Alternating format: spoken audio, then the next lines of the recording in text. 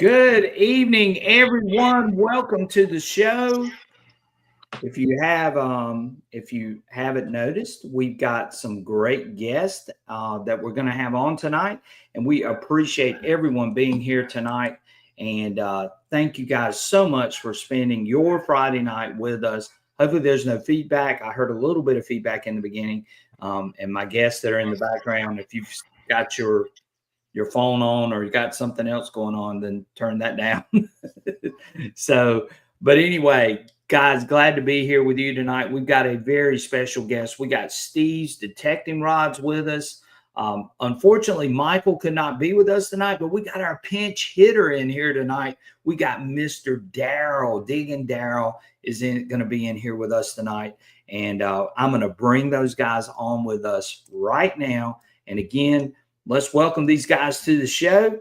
First off, we've got Mr. Steve there that you see there in the picture, and we've got Mr. Digging Daryl in with us.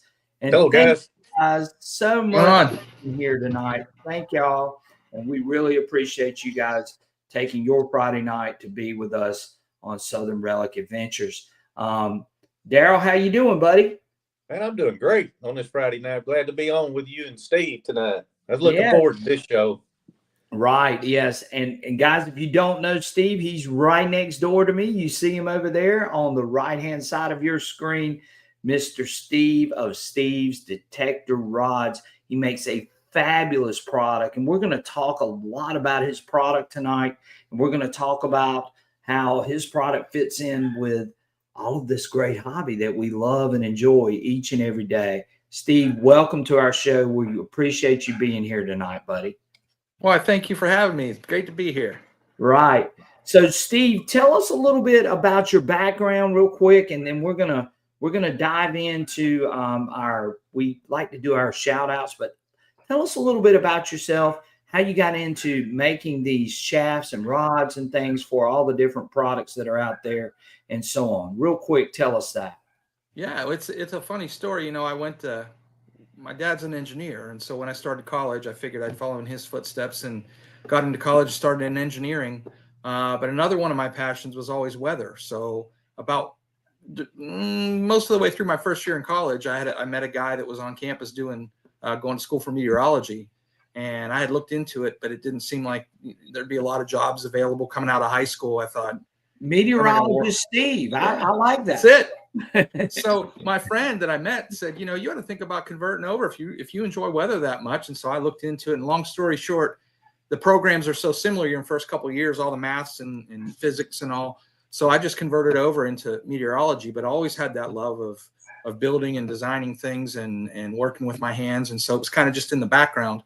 And that kind of came out at some point. I actually had been using the MindLab Explorer forever. And loved that machine. Right. Didn't want to switch, but it got to the point where, they're phased out, and then pretty soon MindLab's not making parts for them anymore. So I said, all right, I guess I'm going to have to, kind of upgrade and modernize a little bit. So I bought a CTX, and like so many of us, I like to have extra lower rods for each one of my coils. And the package I bought came with the two extra coils, but just the one lower rod that came with the machine. And so I was going to buy a couple of more lower rods to go with those coils. And when I looked at the price of them, I thought, oh my goodness, after all the money I just spent on this shaft, I'm gonna have $200 a piece for lower rods. Right. I know I can build something myself that would work. Mm-hmm. And so I had a friend who, I don't know if any of you guys know who Jeff Herkey is, but Jeff used to make the Herkey arm cuff for all different machines. And so he had I kind of was friends with him. He has a bunch of contacts as far as suppliers and people that can produce stuff for you, parts and all. And so I talked to him and said, hey, I'm wanting to do this. I want to build this lower rod. Do you know anybody that any of your suppliers make carbon fiber stuff? And so he kind of hooked me up with a few people. And so I bought a couple of carbon tubes, and really the lower rod piece was the hard part, getting one of those designed that will fit the coil. Sure. And so, but I had a design for one. Jeff kind of had thought about it at some point doing the same thing. And so we kind of went back and forth. He had a design. I looked at it and tweaked it a little, and found somebody who could produce using CNC machinery, just a block of plastic, and you hand the drawing for your piece, and they put it in the CNC machine and let it do its thing, and it piece by piece one at a time. It'll carve you basically whatever you want. So he made a couple of those. The supplier made a couple of those lower rod pieces for me. Well, meanwhile, I was online on one. I think I was on Fine Mall or something. Yeah, or Fine Mall. Yeah. Kind of talking about, hey, here's what I'm doing. I'm doing this cool DIY project. We're going to see how it works. I'm making CTX lowers. So it was just kind of a thing for myself. And at the end of all that, it turned out really well. And so as I'm going through, hey, here's where I'm at. I'm at this stage. I've got the tubes. When it was finished, I had a couple of people say, hey, can you make me one of those? And I was like, yeah, I suppose I can. I just order a couple more of the parts, and it just kind of started happening. People, well, I want one too. And I had no intention of starting a business. I'm not trained in running a business, but people just started asking. So I was like, well, okay. And before long, I said, well, if people are going to do this, I need an email address, and maybe I should have a silly little website or something. Right. So it just kind of kept going. And for a long time, all I made was lower rods. Right. And the next thing to come out was the Equinox. So I thought, well, I'm going to buy an Equinox. I might as well make lower rods for the Equinox. And then pretty soon someone said, well, why don't you make a complete shaft, a full shaft replacement for the Equinox? Well, then that brings, now you're talking about, well, I got to make cam locks. How am I going to design cam locks? And so, but just over time, I kind of gradually, people would ask for something and I'd say, well, let me see if I can do it. And it's kind of how it happened. That is so great, Steve. And that's an awesome story. And I think that's how a lot of us get started. You know, you get into it, and then you realize, hey, I've got some other things that I can offer, and I've got some other products and things maybe that I can possibly produce. And I see that a lot with a lot of you guys out there. And your product is by far one of the best that I have seen. And I love carbon graphite, and we're gonna talk all about these great and amazing shafts and rods and things that Steve creates, and they are a work of art. I mean, I'm just gonna be honest with you. They are. They're precise. He can custom make things for you. You can reach out to him, but we're gonna talk about all of that. But before we do that, Steve, we always do our shout outs, because this audience is by far one of the best audiences on YouTube. Everybody is so into metal detecting, and they're very knowledgeable, and I love to recognize them. And we've got some other great things planned for the show too, Steve. We've got we're going to be sharing some finds that have been submitted to us by our viewers, and we're also going to be getting our tips of the week. But we're going to have 2 tips of the week this week. One from our main man down here below us, Mr. Digging Daryl, and then we're also going to have one, even though he's not here. He says, I can't let the audience down. I've got my tip of the week too. So we're going to have one from Daryl. And Daryl's tip really resonated with me, because I've done exactly what Daryl said. You guys are going to see that in just a few minutes. And it should be a great and fantastic show. But let's do our shout outs real quick. Daryl's familiar with all of this. Steve, bear with us. We try to recognize every single person that's on here tonight that has left a comment, and because we want them to feel like they're part of our show. And this is a totally interactive show. You may have been on live streams before, but there's probably none more interactive than this show, and that's what terrific. I love it. Very special. So we've got Mr. Old Pelon in the house. He says, good afternoon, Brian, Michael, and guests. We don't have Michael, but we got the pinch hitter down here, Mr. Digging Daryl.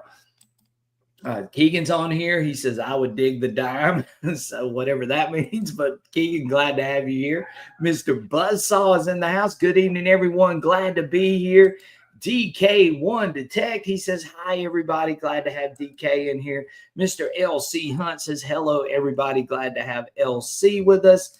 Mr. Chris, all the way down in Texas, is here with us. We appreciate Chris being in here. We've got Trevor Van Horn in here. Glad to have Trevor. Always a great supporter of the channel, and always appreciate him being with us tonight. David Link is in here. He says, hello, everyone. Glad to have you, David Link, in here with us. Mr. Brian Thomas, and he's got that beautiful Gamecock logo. So he's got something special to my heart, as I'm a Gamecock too. So yes, so glad to have Brian Thomas in here. with us tonight. Mr. Don't Tread on Me Metal Detecting. He says, hey, where's my new coil? Don't tread on me. We will get to that coil shortly in the show, but glad to have you here, buddy, as always. Mr. CZ Digger, he says, evening all. Glad to have CZ in here. Detecting Adventures, Miss Maggie Hall. And we've got a special find from Maggie that we're going to share, or Aggie, excuse me. We're going to have a special find from Aggie tonight as well. We've got Detecting the Ground in here. Glad to have Detecting the Ground. Appreciate you being in here with us tonight. Mr. Doug Atkins, also great supporter of the channel. We appreciate Doug being in here. We've got a couple things from him as well. We've got Mr. Ricky Bennett in here. Glad to have Ricky with us tonight. He says, good Friday evening, everyone. Mr. Prospectors Cash is in here with us. Glad to have Prospectors Cash. Workman's Adventure is in here. Good evening, everyone, he says. Glad to have Workman's Adventure in here with us. Mr. Buzzsaw, he says, hit that like button. Thank you, Buzzsaw. We appreciate that. MD4 Cash is in here. Glad to have him with us. Ferris Grump, who was a winner of our giveaway last week. Glad to have Ferris Grump with us tonight. Detect Meister all the way from Ireland, Steve. You're pulling people from Ireland tonight. And nice. Have Detect Meister as well. Mr. Digging Dude says, hello, guys, all the way from sunny New York. But I don't think it's sunny today, is it, Digging Dude? I think love that gold coin there. Yeah, he found a beauty. And Digging Dude's a good supporter of our channel. Mr. Gary Hulls is in here. Hello, all, Gary says. Appreciate you being here with us tonight, Gary. Carrie Pope is in the house. Glad to have Carrie. Thank you so much, Carrie, for being here. Knights Templar is in the house. He says, hi, Digging Dude. Glad to have Knights Templar with us. Mr. Surfside Dan, one of my fellow hunting partners. Glad to have Surfside Dan in here with me tonight, and appreciate him joining in. And we always love having Surfside Dan with us, as he is a wealth of knowledge as well. We've got, let's see, Mr. Richard Pelkey is coming in here tonight from Vermont. Glad to have Richard Pelkey in here. Mr. David Frazier. Appreciate David sending me a couple of emails and asking me some questions. Glad to have David in here tonight with us. David Link is in the house. Appreciate David Link. He says he's new to the show. Well, thanks for joining in tonight, David. We certainly appreciate you as well. 5 Mile Relic Hunter is in here. He says, welcome to the weekend. Hey, everybody. Glad to have you in here, 5 Mile Relic Hunter. Trying to make sure I don't miss anybody. Mr. DCM, and DCM shared us a find. We're going to share that very shortly. I'm trying to go through. Daryl, make sure I don't miss anybody. Pagan, Tori Spelling, he says, just got off the night shift in Australia. Oh, my. You're pulling people from Australia tonight, Steve. So we appreciate them joining in. Pagan, Tori Spelling. I like that. I like that name. Definitely different for sure. The Key Date Kid from Excalibur Shovels is in here tonight. Glad to have Casey in here. Casey makes a great product as well. Those Excalibur shovels are awesome. So check him out as well. Dirt Devil Detecting's in here. Glad to have Dirt Devil Detecting. Always a great supporter of the channel. And Chip O is in here. Glad to have Chip O in here. Appreciate Chip O being in here. Lay Bottom Feeder is in here. Glad to have Lay Bottom Feeder all the way from Australia. We're pulling in that Australia audience tonight. They're all ready to rock and roll. Mr. Sniff It Out is in here. Glad to have Sniff It Out with us. Gary and the Goose is here tonight. Hey, guys, appreciate Gary being in here. Mr. Tim Wallingford is in here. He says, hey, Steve, great to put a face to all the emails we've shared. Use the Deus 2 shaft today. There you go, Steve. So thanks, Tim. There's a loyal customer as well. Mr. NC Relic Hunter, even though he's away tonight, he's still tuning in and watching the channel. We appreciate NC Relic Hunter as well. Lay Bottom Feeder has signed up to be a member. Thank you, Lay Bottom Feeder. We appreciate that, buddy, so much. Mr. Charles Turner is in here. He says, great to be able to visit tonight, and we're glad that you're visiting with us. We got a great show in the works for tonight. Mr. Johnny Rum, he says, late, but I made it. Glad to have you here, Johnny. Mr. Dwayne Crum, we're glad to have you with us. Dwayne, as always, great supporter of our channel. And I think I've got everybody. Daryl, did I miss anybody? I don't think so. Dwayne, he also says he's got the carbon rod for his D2 with a counterweight and really enjoys it too. There so you go. Yeah, so Steve, I think you got a lot of customers in here tonight, people that really wanted to join in and hear what you had to say. Talk a little bit about your shafts, how they're actually made. Just give us the rundown. I mean, I know you shared a little bit of it in the beginning. Tell us a little more about what you have to offer, how your shafts can really help in their detecting and getting out in the field. Just briefly explain some of that stuff to everyone that's here tonight.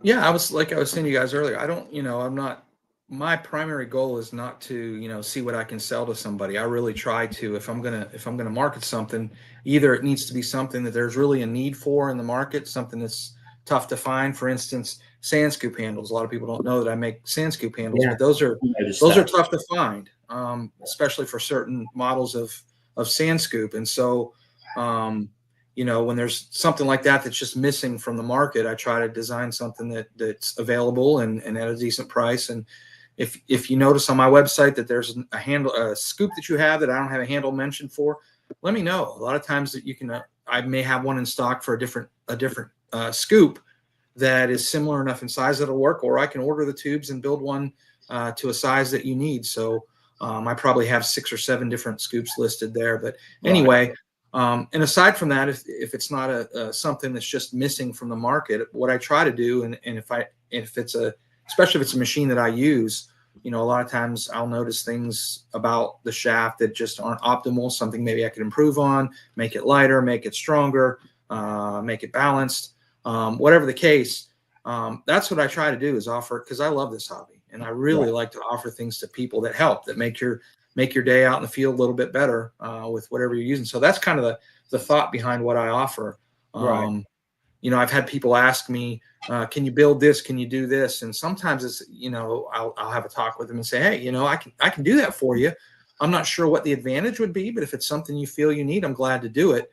But a lot of times that wouldn't be something that I would sell en masse, just because, if there's, like I said, if there's not an advantage, I don't want to just, put something out there that's just, just so somebody will buy it. I really want to make things that are useful and improve the hobby. So that's kind of my philosophy.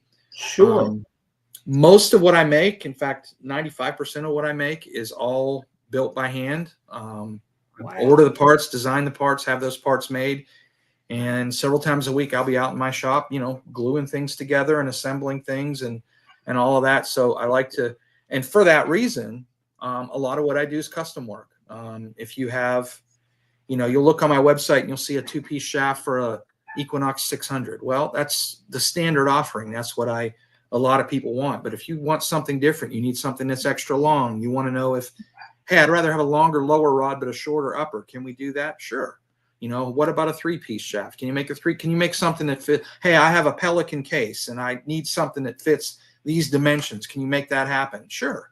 I mean, I'm always willing to, talk to somebody. I get customers will just send me an email and say, hey, can you send me a Dea shaft in this color? Sure. But others will say, hey, here's my problem. I kind of find that, when I'm detecting, I have this issue with my shaft or whatever. Can you do this? And I'm always willing to spend that extra time and talk to customers and say, yeah, let's see what we can do. What is it that you need fixed? What are you trying to accomplish? And let's see what we can do. So, if it's not on my website, doesn't mean I can't do it. There are some things I can't do very easily. Most of the time, it's a cost issue.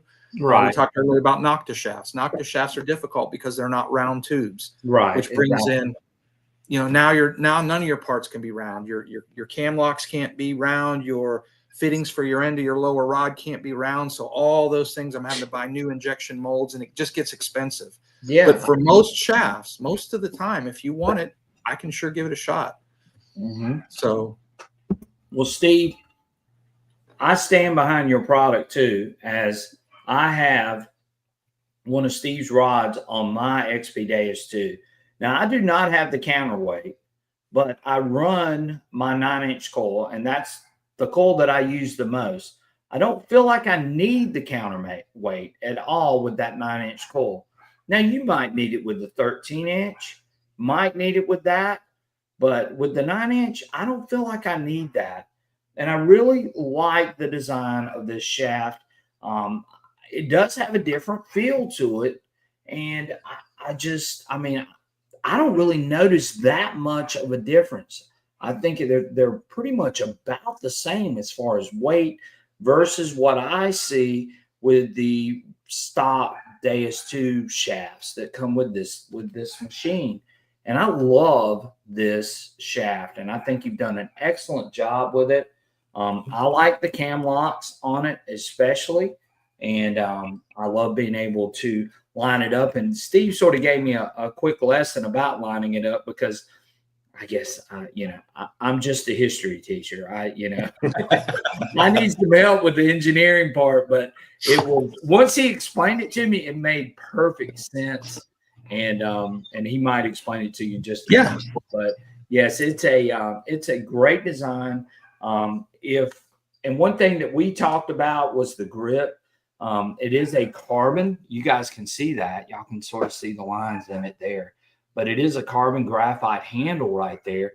But if you wanted to add something to it to give it a little more tackiness or a little more roughness to where you can hold it.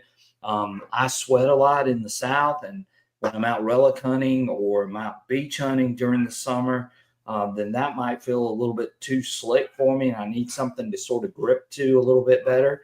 But there are, and Steve will mention this in just a few minutes, there are other avenues that you can go to with if that's an issue for you. But it may not be an issue, because a lot of people love it just the way it is, like you see here. So again, kudos to Steve. Kudos to this. And I have the full setup for the Deus 2. And I love he's got a padded arm cuff here that you guys can see here. I like that too. I like the stand on the bottom of it, so when I lay it down, it's not flopping over all over the place. And that's what makes this shaft really special. And Steve, you've done a great job. And well, thank you. And thank you for allowing me to be able to use this product. And you've done an excellent job. Anything else you want to add to that than what I just said? No, you know, what you said was terrific. I'll give a little bit more detail about a couple of things you said specifically. One of which is you said it doesn't feel heavier. It feels a little different. And you said you don't feel you need a counterweight with your 9-inch coil. There's a whole bunch in what you said there that I'd love to talk about. Sure, go ahead. First of all, you're right. Most people aren't going to need a counterweight with a 9-inch coil. People will call me all the time and say, hey, do I need a counterweight? I see you offer one for the shaft. Do I need one? My answer is I turn it back on them. Do you feel like you need one? Yeah. Does it tire you out? Does your forearm or your wrist get tired after a couple hours of hunting? If the answer is yes, then a counterweight would probably help you, because most of the time, if somebody tells me this shaft gives me trouble, it's not absolute weight that's the problem. It's imbalance. And I know that's a hard concept to get across at times, because the detector manufacturers are busy having an arms race about who can build the lightest machine, right? Sure. That sort of convinces people, if I want comfort, I want a light machine.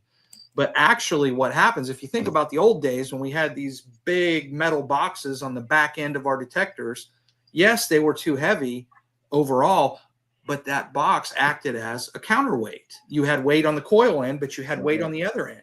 Well, these days with small batteries and lightweight materials, and you have essentially nothing at the back end of the shaft. Everything's at the front end where the coil is. So while the machines are super light, you can lift them up and, with 2 fingers.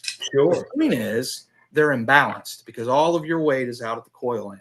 Sure. So that's the reason for counterweighting. But if you're swinging an imbalanced shaft and it's not bothering you, it's not causing you any problems, then you don't need a counterweight.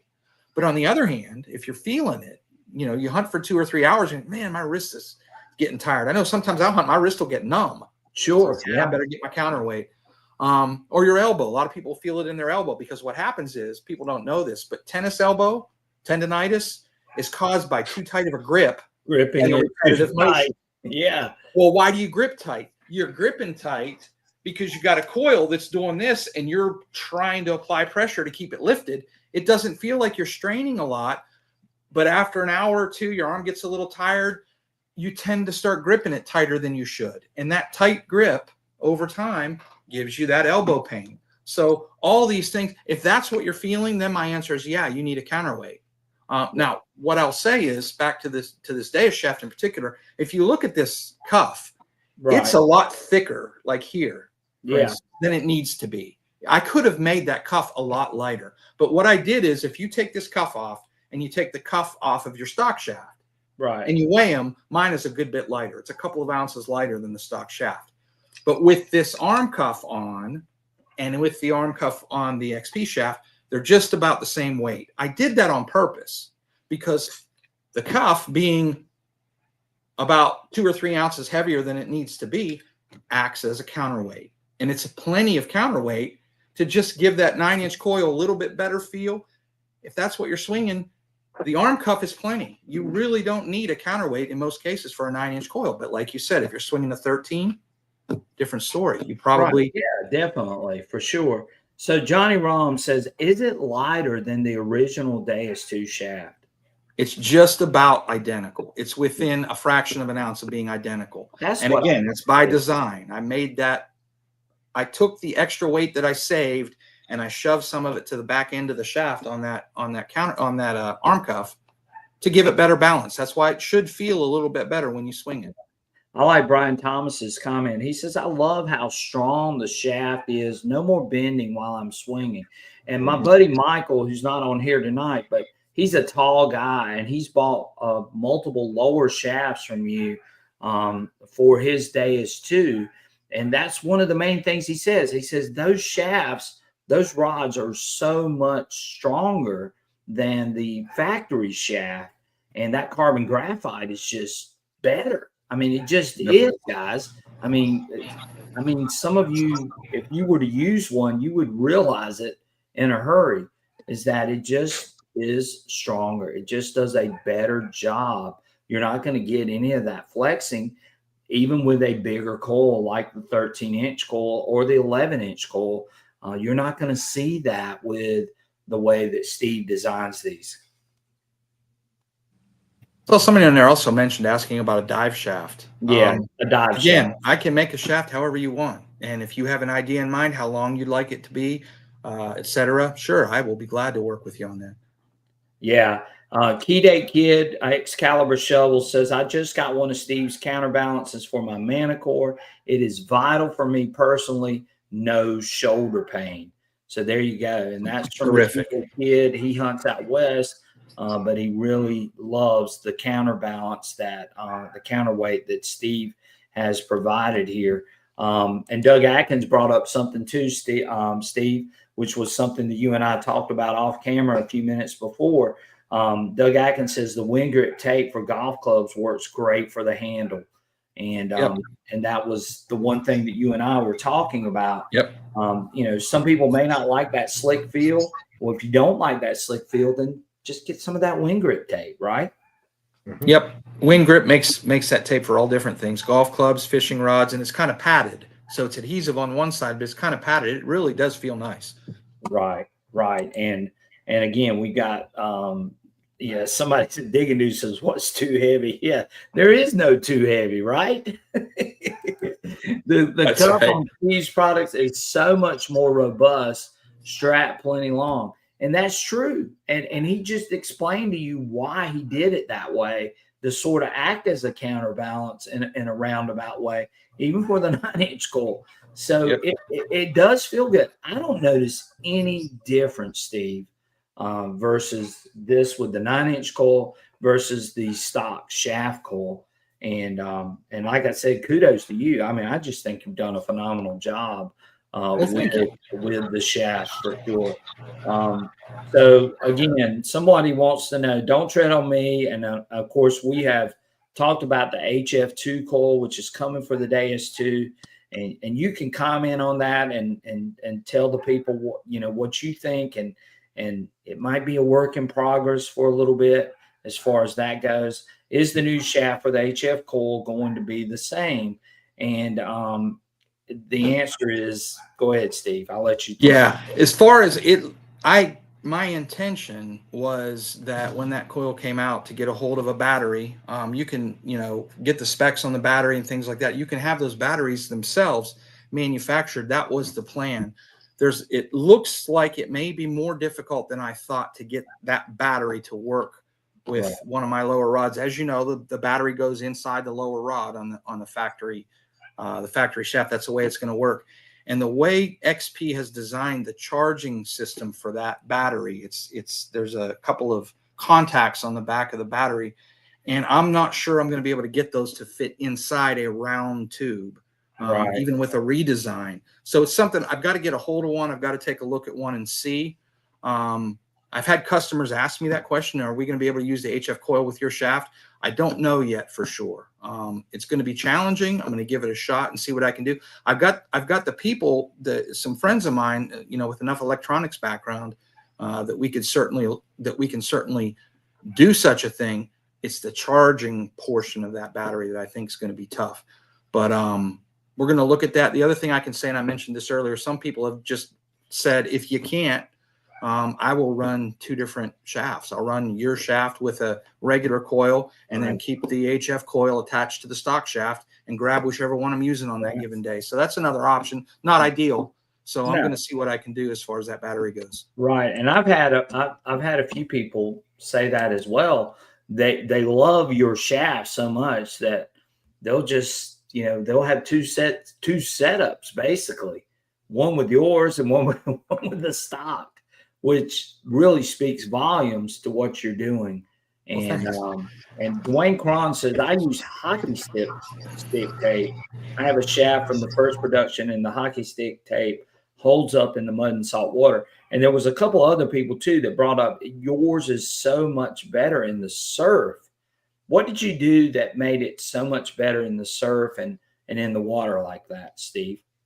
Part of it is the carbon fiber that you were talking about. That was one of the first things I noticed when I picked up the Deus, was that lower is really flexible, especially when taller people are extending it out about as far as it'll go, and especially with a larger coil. You get that hydrodynamic drag when you're in the surf. There's a lot of flex in that lower. Some of that is solved just by using carbon fiber. It's a superior material, like you said, in terms of strength and stiffness. It just works better in the salt water. So that's a big part of it right there. Right. And if you're in the surf, I mean, I don't know how many of you guys are beach hunters, but if you're in the surf, you don't want that shaft being overwhelmed by the waves and even flexing some. Steve's shaft's not going to do that. Steve's rods are not going to do that. And I think that's going to be huge. And you can take it out, use it right there in the water, and it's going to be great performing that way.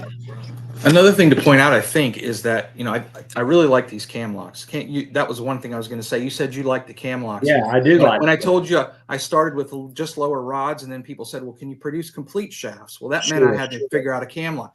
That was probably the most challenging thing of all the detecting design work on shafts that I ever had to do in the whole time I ran the business, was to what kind of cam lock would work best for this particular application. I honestly probably spent 2 or 3 months on Google looking at every design of cam lock I could possibly find. Look at it, think about it. What's this being used for? What's the application? How strong is it? How flexible is it in terms of its design? And the design I arrived at was after all of that research. And there's a couple things about the cam lock, and part of it is about the salt water, which is why I'm bringing that up. A couple of the things about it are, number one, I think most people know it's adjustable. A lot of people will say, way back when I was designing a shaft for the Equinox 600, 800, of course, the stock shaft has that buttonhole and spring button design. Low rod has a button. And that's what people were used to. Well, when I designed my shaft, one of the things I want to do is I want to get away from that. I do not want buttonhole. They're so annoying to me. I wanted a shaft where that wasn't necessary. Well, to do that, you have to have a good cam lock, because The reason for the button and the buttonhole design primarily is those twist locks that come on most shafts aren't strong enough to keep your lower rod from being able to twist or slide up and down. Eventually, so with the buttonhole and the button, it's kind of a supplemental attachment system. It makes sure that it won't twist or slide because the cam lock can't do it by itself. So when I was designing the shaft and I started saying, hey, I'm going to design a shaft without button and buttonholes, people were concerned that the cam lock wouldn't be able to hold things in place. And so what I was trying to explain to people is this thumb screw right here on the cam lock is your tension adjustment screw. If you ever lock down your clamp and you take your lower rod and you twist and it turns, that simply means you don't have the thumb adjustment screw adjusted correctly. Open that thing up, give it a quarter turn on the adjustment screw, clamp it back shut, and try it again. If it still moves, another quarter turn, and eventually you'll get that to where you can hardly even close the clamp. It's so tight. You can. And that's what you want to do. You have full control. So back to what we were saying, a lot of cam locks that aren't adjustable, they're perfect out of the box, but after you use them enough times, especially in the sand and things like that, that'll wear down your parts. Your lower rod gets a fraction thinner than it was. All of a sudden, the cam locks aren't working so well. Well, with this kind of cam lock, you'll never have that problem. The other thing about it is it's, of course, detachable. A lot of the designs of cam lock I looked at, you glue them onto the shaft up here on the top part. That was another thing I didn't want to do because I realized if anybody ever has a problem with a cam lock, I want them to be able to swap out that cam lock. I'll send them a new one, and you can just swap it out. If it's glued on there, we're replacing the whole shaft. Yes. So that was another thing I wanted to do. But the third thing I wanted to mention is, and I've had people ask me this, why don't you use stainless steel screws? I can't believe they are stainless. They're actually marine grade stainless. But to get them to be black, they put a electroplate on there, which is black colored zinc. So when you see that little bit of corrosion, it's actually just the electroplated zinc that there's any corrosion on. The underlying steel is 316 marine grade. So they are stainless. They should hold up for you. Nothing's impervious to salt water. You can't totally defeat it. But marine grade stainless does a really good job. So if you see a little white, white coating or whatever on your hardware, it's not that it's not stainless. It's just a black coating that I put on there so that it aesthetically looks a little bit better with the cam lock. If you don't want that, let me know. I do have some that's just bare metal. It's just the silvery stainless color. If you don't want that black coloring on there, I can sell you the cam locks without it. But that's the reason for that. So anyway, that's another thing that makes it, a little better than salt water is. So I'm going to bring Daryl in here for a second. Yeah. Daryl, tell us. I've got a question, Steve. About yours. What's that? I'm sorry. I said, tell us a little bit about your use, because I know you've been using Steve's rod for a long time, and tell us a little bit about your experience running Steve's detecting rods. Well, I've ordered one from Steve. I don't know when you come out with this day or two. It seems like it's been a year and a half, 2 years ago. But a couple years, yeah. I hurried up and got on the list to have you get me one, and I just been intrigued with it ever since. But one of the questions I had is how you came up with the ergonomics of it, because the ergonomics on it is extremely well. I mean, the way it's balanced in your hand. How long did it take you to come up with this design? What I wanted to do is I wanted to start with a handle that wasn't too much different than what people are used to. The last thing you want to do is have somebody get used to a machine and then they buy your shaft and they're like, whoa, wait a minute. I don't like this. I don't like that. A lot of times it's just because it's different. But nonetheless, I didn't want people to have that experience. So I started with, kind of a similar shape and contours in terms of the handle of what the Deus shaft was. And then I went from there. One of the changes I made was, if you notice this little, I don't know if you can see this little notch here on the handle right here. Right. Yeah. One of the things I noticed when I first picked the shaft up is the stock shaft was this notch not being here. That means that the mount sticks out farther this way. And then when you have your remote on there, it sticks out ahead of the handle. In other words, more towards you. Right. And one of the problems with that is the first thing I noticed after using an Equinox for so long, I picked up a Deus and I went to move my thumb to hit the control buttons, and I ran into the side of the remote. And I'm saying, well, this is strange. I've got to change my thumb motion to get to the buttons. So one of the things I did, again, ergonomically, was if you can recess that Then when you put your remote on there, it's really designed to sit flush with the handle. And that way I'm having a hard time doing it with my hand here. Let me use my phone, but it sits flush. And then that way, when you have your thumb on there and you go to move to a button, it's a more ergonomically natural movement of your thumb to get to the buttons. So Steve, that was the idea there. Just about of everything. It seems like when you went to design it, I mean, and you guys can see that there's just a lot of thought that went into it for sure. And even from how you're going to, go ahead and access your buttons on the machine. And to me, that's just fascinating. I mean, I love looking at things this way.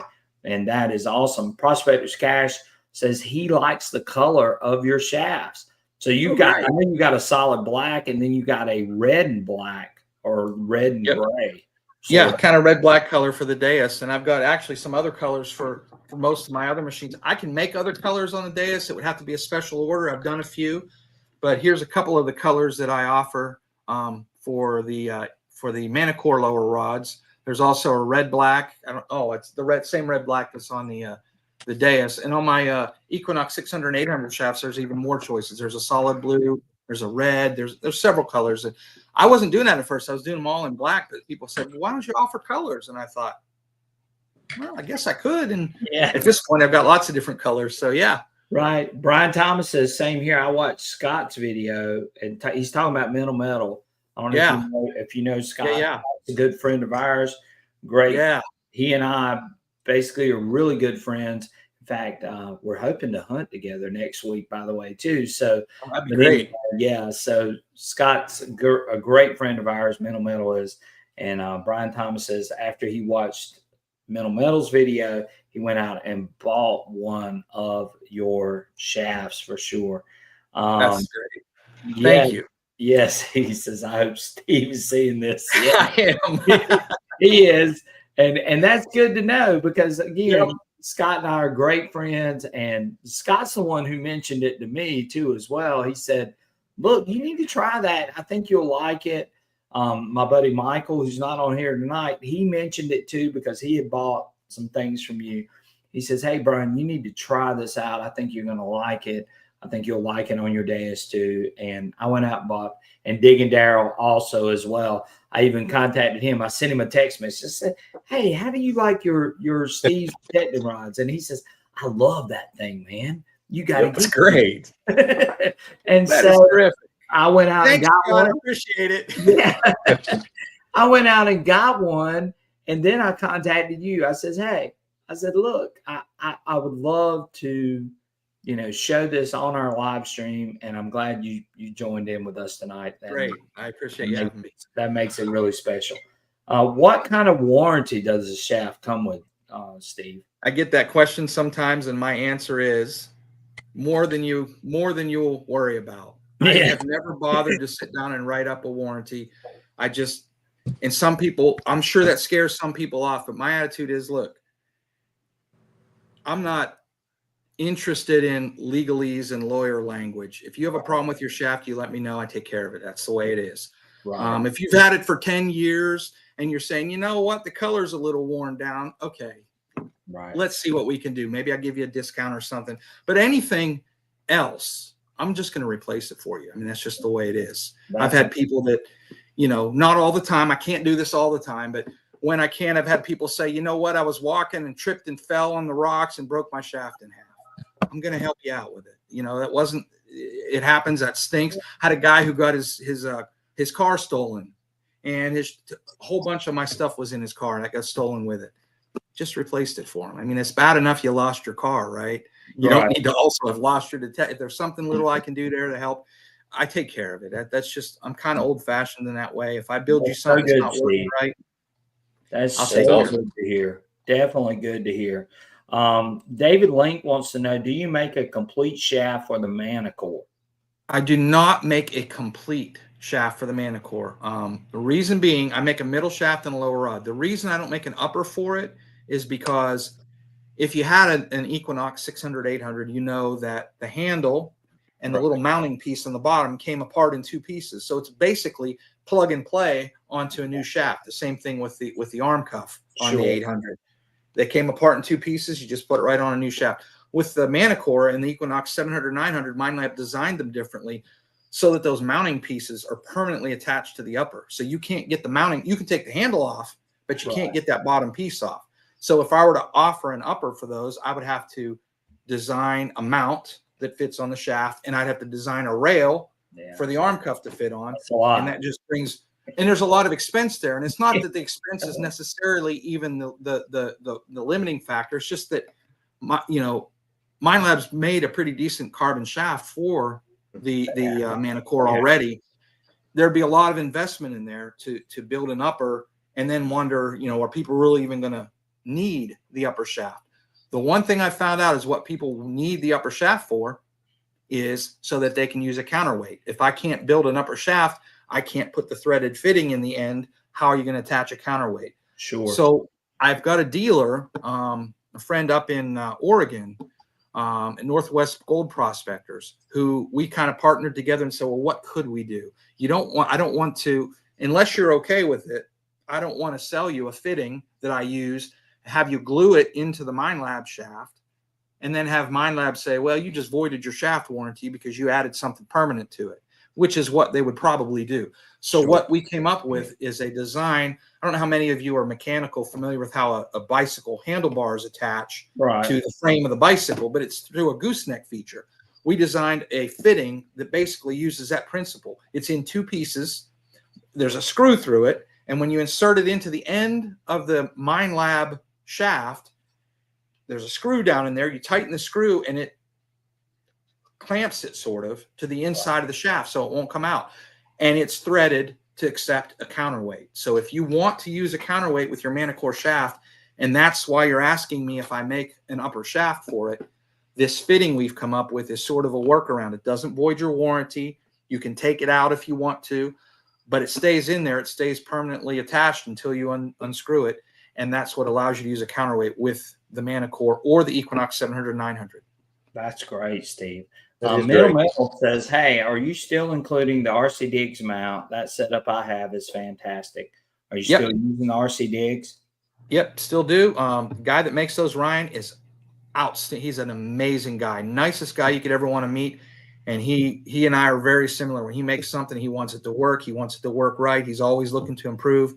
And yeah, he and I have partnered together, and you can get them directly from him. But if you're buying a shaft from me and you want it all included as one payment, I can put that on the invoice and ship it to you. He was just making them for the stock shaft. And I had so many customers when I introduced my Deus shaft saying, I want to buy your shaft, but can I use my RC Digs mount with it? And I said, oh, no, because my shaft is round and XP's isn't. So finally I said, all right, people love this thing. I need to at least talk to this guy. So I sent him an email. I'm like, I know you don't know me and this might be crazy, but are you interested in getting together and designing? And he said, yeah, awesome. Sure. So he did. And so now we have a version that works with my shaft. You can get it for the regular mount or the regular remote. And you can also he has a version for the hockey puck, the WS6. So you can get either one. There's awesome. The one for the hockey. There. Daryl's got one. Ferris Grump says, I love my all red Deus shaft and Silver Scoop shaft handle. He says, go Bucks. There you go.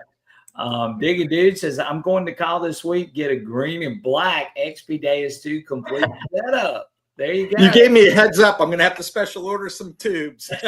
There you go. Prospector's Cash says, I make several colors of mounts that would look great on those shafts. I design my mounts with underwater detecting in mind. And Prospector's Cash is a diver. He likes hunting in the water, so he's definitely into that. And you can contact Steve, and he can work with you as far as getting what you want. Yes, Johnny Rum says a man is only as good as his word. That's so true. I agree. And CZ Digger says Steve is a solid guy. And thanks, John. CZ Digger's an awesome dude. Yes, he is. Supporter of our channel, and we appreciate him being on here tonight. OC Beat Digger says Steve is the best. There you go, Steve. So thanks, guys. Right there you go. Ferris Grump says kudos to Steve on going above and beyond. And guys, I mean, you can just watch this live stream and you can see the passion. You can see the thought process that Steve goes through in designing what he's doing. And again, I'm extremely happy with the shaft that he sent me for my DS2. And you guys know I love my DS2. I mean, it's my favorite machine by far. And I'm extremely happy to have this shaft and just this full setup for my DS2. And you guys know I love my DS2. And it's just, I enjoy swinging it. I mean, it doesn't feel any different. In fact, it might feel a little better. I mean, well, you know what? I so appreciate that, because the shaft is kind of my baby. You know, I made this thing and I did all these little things, and I figure, you know, I'm a little bit OCD. I want everything to be perfect. Yeah, it's kind of hard to tell everybody all those little details. So when you said it just ergonomically feels nice, it's like, yes, I did all these little things because I want it to feel good. I want it, but I can't really describe it all. So if you pick it up not knowing any of those things and say, hey, this feels really good, it's like, yes, perfect. That's what I was aiming for. Well, the first time I used it, Michael and I went out to our 1700s permission, and Michael had his regular shaft on it, and then I had your shaft on mine. And Michael picks it up and he's going like, man, this feels really good. he goes great. I'm thinking about going back to this, because he had one. I think he had one for his Equinox. But he also bought the lower rods for his Manicore, because he's a tall guy. I told you he's 6'7", and he loves the idea that shaft is not going to flex, you know, because he's got it extended out, and that carbon graphite really provides that extra that he needs in those situations. And he loves what you're doing. He loves the design of your products, and I think that's just fantastic. And that's great. I love to hear it. Yes, it's definitely good. And Key Date Kid says, I have that counterweight on my Manicore. He loves the counterweight. Yeah. And Key Date Kid is also super awesome with his shovels and stuff. Tells folks how the mount works, screwing it in the shaft. He does. That is something that I've had some people call me. It's funny, they'll have the shaft and they'll be using it, and they'll say, you know what, can you help me? I think there's something wrong with my shaft. My mount has come loose. What can I do? And they're talking about right here. They can kind of wiggle it. Right. They don't realize that if you open your cam lock and slide this back, it screws in. It's not the same as the one on the stock shaft, where it's got two little screws that fit through there and lock it in place. So you take the screws out to slide it out. Mine's different. It actually threads in. So if you are ever using that and you've got it up here and this is just a little bit loose and it kind of wiggles back and forth, it just means it needs screwed a little tighter. You know, open that cam lock, slide it back, screw it just a little bit tighter, and you're back in business. Yeah. So that's all that is. And like I said to you when we were offline earlier, another thing that I would say to people is, you know, this XP, this mounting style, it'll wear down over time. And then you know, most people who use a DS knows that sometimes your remote will pop off. The more this mount gets worn down, the more likely it is that can happen. And when those corners get rounded off, it tends to want to pop off easier. One thing you can do to prevent that is, instead of every time you want to charge your remote, you're opening the lock up and you're taking it off and charging it, just unscrew the whole thing. Leave that remote attached. Yeah, and just unscrew the whole thing. Yeah, that's so awesome. And then that way you're not ever having to put it on and take it off, and you got less chance that those sharp edges are going to get rounded off to where they don't hold your mount quite, or your remote quite as tight. So here's a great question. Detect Meister wants to know, do you deliver to Ireland? Yes, sure do. I've got lots of UK customers, always happy to ship over there. Definitely. And Ferris Grunt brings up a good point too, Steve. The antenna for the DS2, the DS antenna can be run inside the shaft. Yeah, let me talk about that for a minute, because there's several things there. I forgot all about that, and that's a great point. Sure, yeah. I build Ferris Grunt too. Thank you, Ferris Grunt.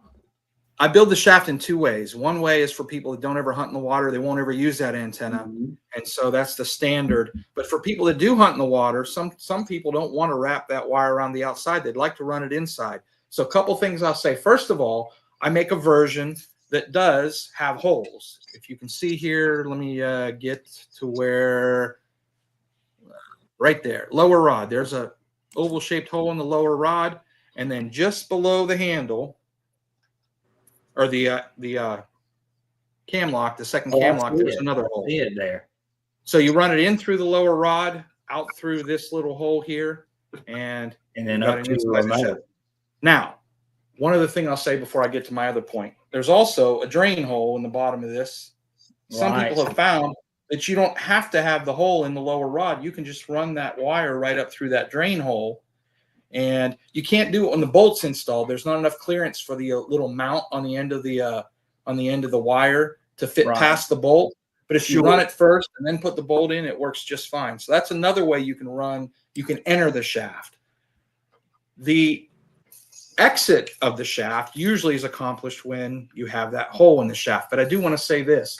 When I was designing this, I went round and round and round trying to figure out how can I do it without having to have a hole in this shaft in this location? Because Right. the problem is, if you've got a wire sticking out here, Right, you're going to cut. you can't collapse back. If you're wanting to put this in your truck and you like to collapse it, you can't collapse it any farther back than where that wire is, or it hits the cam lock and you're stuck. Oh, wow. So I went round and around with the design trying to think, how can I prevent that? The best way to do it is to run it all the way through and have it exit out through the mount, because then you don't lose your collapsibility. There was just no way to do it. This mount is too small to make a big enough hole in it to let the wire exit through the mount. Sure. So I was stuck with this design, which Right. is fine. It works for most. You just can't collapse it all the way when you're traveling. But one thing I do want to point out is if you're a dedicated water hunter and you really want that wire inside the shaft and you want to be able to collapse it, the RC Diggs mount, we designed it so that it has a hole actually in the bottom of the mount. Because it's a bulkier, bigger mount, there was room to put a hole in the bottom. So now you can run that wire in through the lower and out through the RC Diggs mount and then up through the side of the mount. He's got a slot for it. Wow. And that allows you to do what I wanted to do originally, which was make the mount the location where the wire exits. So if you want that, that's another option. Right. That, Steve, you've thought of everything, buddy. You really have. I mean, I didn't even think of that. And then I'm watching you explain it and I'm going like, what the heck, dude?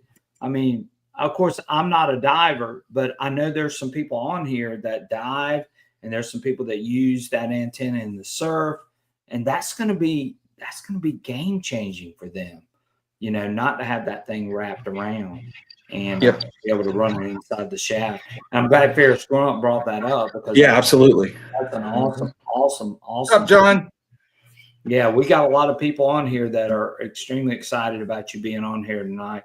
Grandma Kelly's in the house. Glad to have Grandma Kelly. We appreciate you. And she says hi, DCM, as well. So, Steve, tell us, well, you know what? Let's do a little pause for a minute. Let's break away from Steve for just a second. And Steve, we always have a weekly thing where we do our detecting tips of the week. And so we've got 2 today. This is great. I get to learn something. Yeah. Hey, you get to learn something. So everybody on here are very knowledgeable. We've got such a fantastic audience that tunes in. We have 67 people in here tonight that are tuned in to us on a Friday night, Steve, and they're here to see you. They're not here to see me or Darren.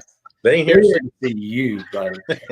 And thanks, everybody. Yeah, I know. So what we're going to do is we're going to do our detecting tips of the week, and we're going to have one from Michael, and we're going to have one from Digging Daryl.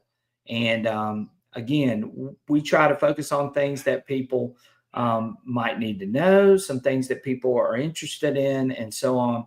And again, it's fantastic. I love that these guys are willing to share their knowledge and their information. Daryl being one of them down here below. And we're going to share those right now.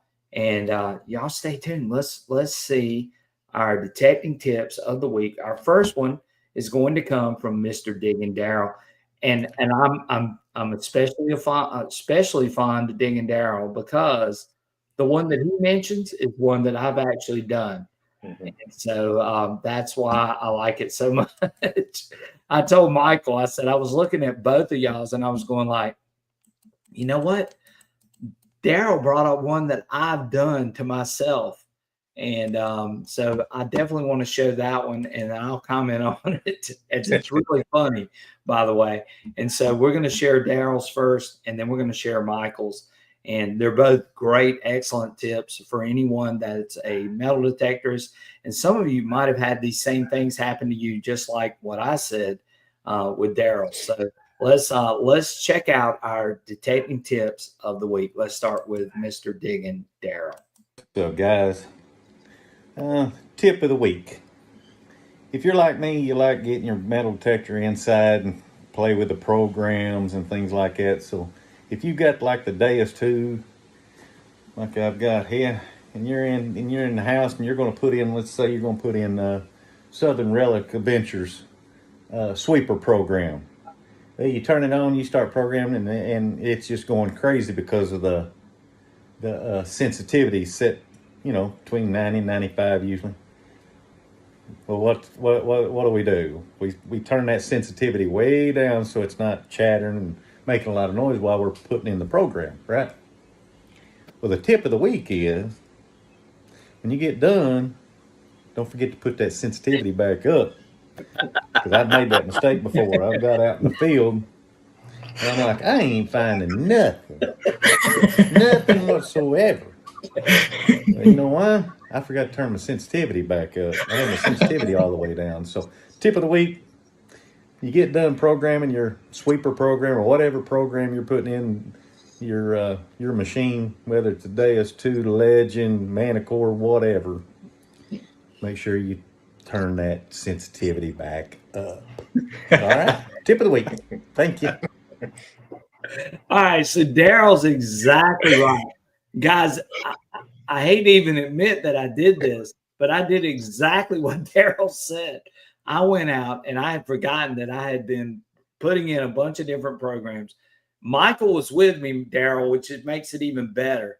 Michael was with me, and I ran my program the entire day with my sensitivity turned all the way down. And I'm going like, why am I not finding anything? Michael's kicking my butt, and I'm going like, what the heck is going on here? And that's what it was. And so, but Daryl's exactly right. We go in, we put in programs, and we forget to adjust our machine. So that was a great tip, and I love that tip. That definitely happened to me. Richard Smart and myself, we went to a permission that we've been waiting to hunt for a long time, excited to be out there. And Richard just over there wearing it out, finding wheat pennies and silver dimes. And I'm like, I ain't found nothing. and then I figured out I had my sensitivity turned down. So, yeah. Steve, have you ever had that happen to you? Well, similar. Yeah. Turn the detector on, hook up the headphones, and set it up on my pickup truck on my metal truck bed and say, this thing's driving me crazy. So you run it down there. Okay. Put the rest of your stuff on and you go out and start swinging. It's like, oh, wait a minute. I'm not hearing anything. No wonder. So it's happened to all of us at some point. And I really found that tip to be, I could relate to it. So good. So, I figured you'd enjoy it. Oh, dude, that was so perfect. And I told Michael when you sent me that, I said, look, I know you've already sent me one, but I got to share Daryl's because I've done that exact same thing. And Michael started laughing because he goes, yeah, I remember when you did that. And so that was so funny. So now let's hear from Michael and his detecting tip of the week. And let's see what Michael's tip of the week is going to be. So here we go. Here's Michael. Hi guys, I just wanted to hop on. Wait a minute. Let me remove that one. And let's share my tip of the week. I know Steve from Detector Shafts on here. And I have a couple of his lower shafts for the Manicore. And if you're a taller guy like me, you may want to check into that. Being comfortable when you're out hunting is part of it. Adjusting your shaft to where it's a comfortable swing for you. And Steve has a lot of options as far as the Deus, Equinox series, the Manicore, the lower shafts. I think they're like 4 inches longer, and it makes it really comfortable to extend it out a little bit more. There's not a lot of, that gets rid of your wobble in the shaft, and they're really well made. So that's my tip of the week. You know, just get your shafts adjusted to where you're comfortable for hunting, and it makes for a better experience overall. If you need to get you're a taller guy, just look into getting a longer shaft from Steve. And I love the carbon fiber. It's really stiff and sturdy. So have a great weekend, guys, and hopefully I'll be back with you next week. Thanks. All right, so there was Michael, and of course I brought up what Michael was saying, that he's a taller guy. He loves that carbon graphite because it's so much stronger than what we got from the original XP-2 shafts. And Michael has bought multiple shafts from you and rods from you just because of his height, and it made perfect sense for him. And he's the one who basically said, look, you need to look at Steve's Detector rods. And he said, I think you're going to love what you see. And so that's part of the reason I reached out to Daryl. I said, Daryl, what do you think about your Steve Detector rod? And he goes, look, you need to try that. And so that's when I reached out to you. Hey, I want to try this. I want to see what this is like. Well, I appreciate that. And yeah, love it. Love it. That's great. That's great. Yeah. Well, I do make the Deus shaft. My stock length is a little bit longer than XP's. I think it needs to be a little bit longer for a good number of people. But even beyond that, I do sell tall man lower rods. Right. Like you was mentioned, the 4 inches longer. Right. My standard Manicore is like 23 1/4 in length, the lower rod. But I make them as long as 27 1/4 if you need one. If you need that extra length, there's nothing worse than being a tall guy. I'm 6'2" myself. There's nothing worse than being hunched over because your shaft is not quite long enough. And so that's and I know how I feel sometimes when I extend my shaft too far and I feel it start to flex a little bit. And I'm not a tall guy. I'm only 5'7", by the way, but I can see where that would be an issue, especially if I were a taller guy. And I've extended my shaft too far, and I've hunted with guys that are really tall, and that's one of the main complaints. Hey, my shaft is sort of flexing a little bit when I'm swinging, and they don't like that feeling. And so yes, definitely. I love what Mental Metal says. He says he is a Yeti. Hey, Yetis can hunt too. Yeah, that's right. Hey, and he's an excellent metal detectorist, and you guys know, y'all seen some of the stuff he's found with me, and it's awesome. Wilton 925 says, I've purchased 4 lower shafts for my Mine Lab machines from Steve. No issues whatsoever. Thanks, Steve. So there you go, Steve. Super. Thanks, Wilton. So yeah, this is just an affirmation of the good product that you produce. And that's another reason why I wanted you on here, because I've heard so many good things about your products. And I've gone to represent XP at a couple of events and done some things for XP. And I've seen people using that product, and I love what I saw from them, and that they were all raving about it, was how good these shafts are.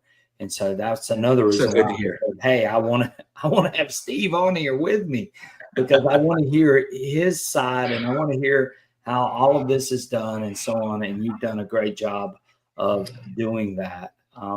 Appreciate it. Again, a lot of people are asking again about the HF2 coil. Steve, if you figure out a solution for the DS2 lower for the HF2, will it be carbon fiber or glass fiber? What do you think, Steve, at this point? I'd offer it in both. You'd offer Either both. way. Okay.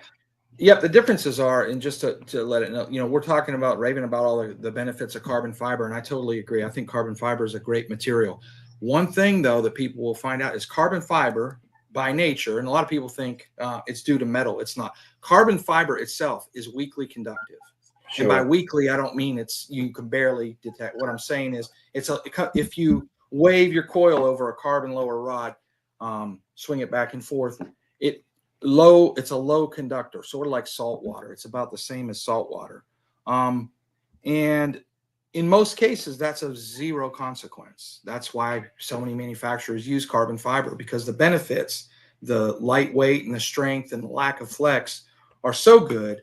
But and the reason it's usually not an issue, number one, is because the sensitivity that you're using most of the time is not high enough for it to be an issue. But the other thing is, when your lower rod is attached to your coil, it's not in motion relative to the coil. You have to have something in motion relative on a VLF machine to detect it. So because the lower rod is usually, for most of us who hunt on land especially, I know myself, I can't stand when my coil moves. I tighten that bolt as tight as I can to keep that coil locked in place. So therefore you don't detect it. Nothing's moving relative to the shaft. So whatever low conductivity is there, you don't detect it. It's not a problem. That's why, the engineers at Mine Lab and such that have been using carbon lower rods for the last 30 years have not deemed it to be an issue. However, what I was told by some of my gold prospecting friends and customers is, if you're using a Manicore especially, which is a super high sensitivity machine, and it has the super sensitive gold modes, some of these gold hunters, what they do is they deviate from that tight, locked in place coil. They might be hunting on a slope, so they're bending the shaft this way to run on a slope or whatever. Yeah.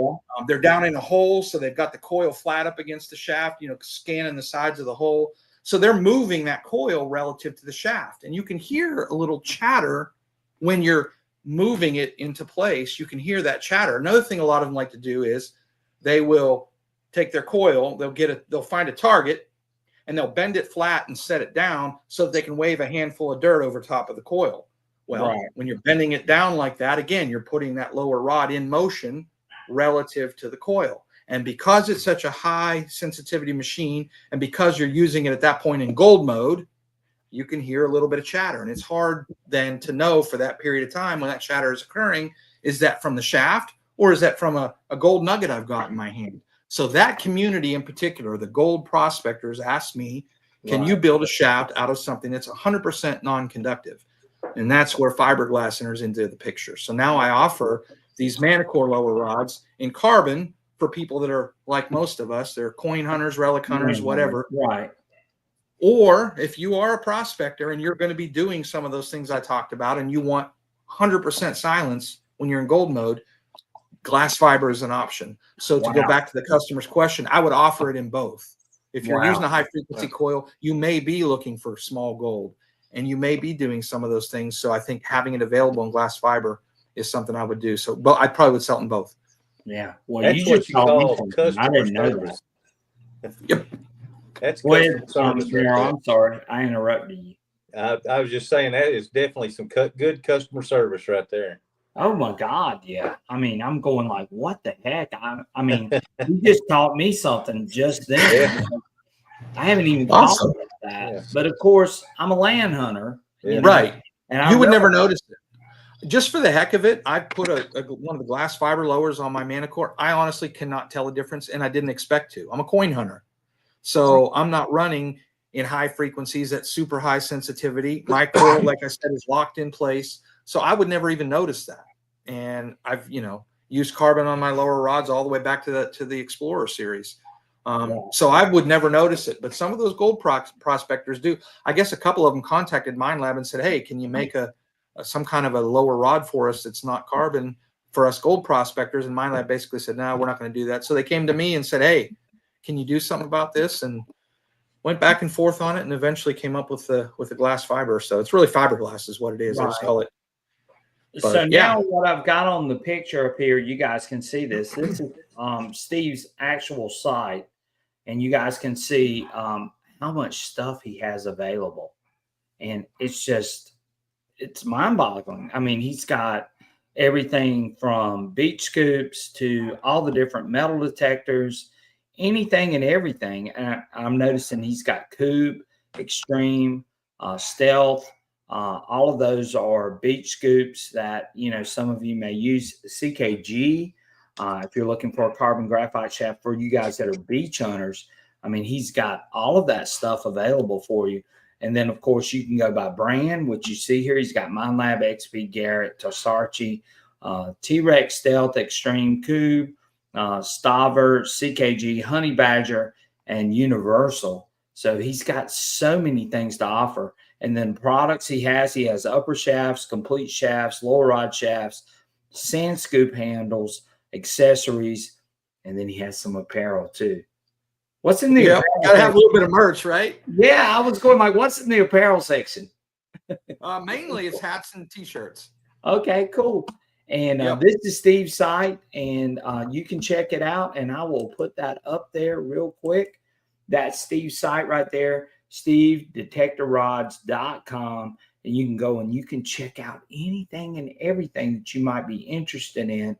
And again, you guys have just heard how fantastic this gentleman is as far as his design and what he's putting into these machines. And Steve, you just do a fantastic job, buddy. Thank you. I really appreciate it. Yes, I love the hobby, and I love being able to help out, make it just a little bit better for us all. So. Well, and that's one of the things that we preach here on Southern Relic Adventures is that, you know, we preach the hobby. We love history. We love the hobby. We love the community. We love our audience that comes on here every Friday night and joins in with us. And just there's so many knowledgeable people on here, and you can tell just from some of the comments.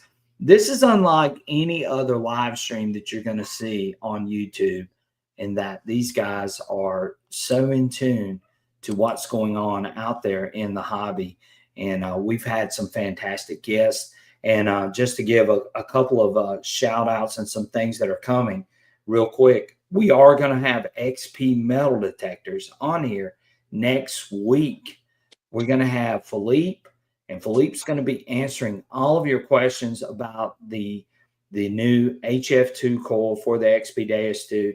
You definitely want to be here for that.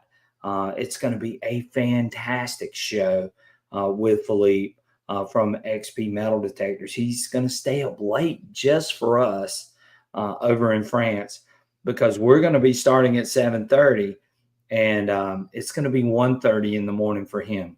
So he's willing to do that just for us and be on here and answer all of your questions about the new HF2 coil, which I'm extremely excited about. And it's going to be a great product. And so we're looking forward to that. So definitely make sure that you are here for that show, because that show is going to be awesome as well. So a couple of things I want to do, though, before we get off. There's Steve's website. Definitely check out Steve's website. Look at all the great and fantastic products that Steve has available for you guys. And I was so excited to actually reach out to Steve, and Steve get back to me and say, hey, yeah, I'm willing to do this. And I was going like, yes, I've been wanting somebody to do something like this. And we're so excited to have Steve on here tonight. And we want to share his products and his materials and all of the great work that Steve has done to give you a great product. And you guys can see that right here on the screen right now. And you guys can go and check it out. Go buy something from Steve. He's got some amazing things. And like he said, he's not in this for the money. He's in it for creating something that is special for you guys, and something that you can take out in the field and start using. And you're going to be really proud to have that product in your hands. And that's what makes Steve so special. And again, I'm extremely excited that we were able to get Steve on here tonight as a special guest. And thank you, Steve, again for joining in with us. Well, thank you guys. I so appreciate the opportunity. Oh yeah, and we've got over 70. Yeah, we've got over 70 people in here tonight, Steve, on a Friday night that are tuning in, and they're not here to see me and Daryl. They're here to see you. You know? Well, I appreciate that. Oh, it's so cool. I have some great customers, and I'm really thankful. Yeah, we are all very, very blessed, and just to be a part of this great hobby and to be able to do the things that we do is amazing. And, you know, I love what I do. I love metal detecting. I love going out looking for history. And I know you probably love to do the same. So real quick, before we venture off into other categories, Steve, tell us a little bit, what's the machine that you use, and what are some of your greatest finds, or one find that really stands out to you?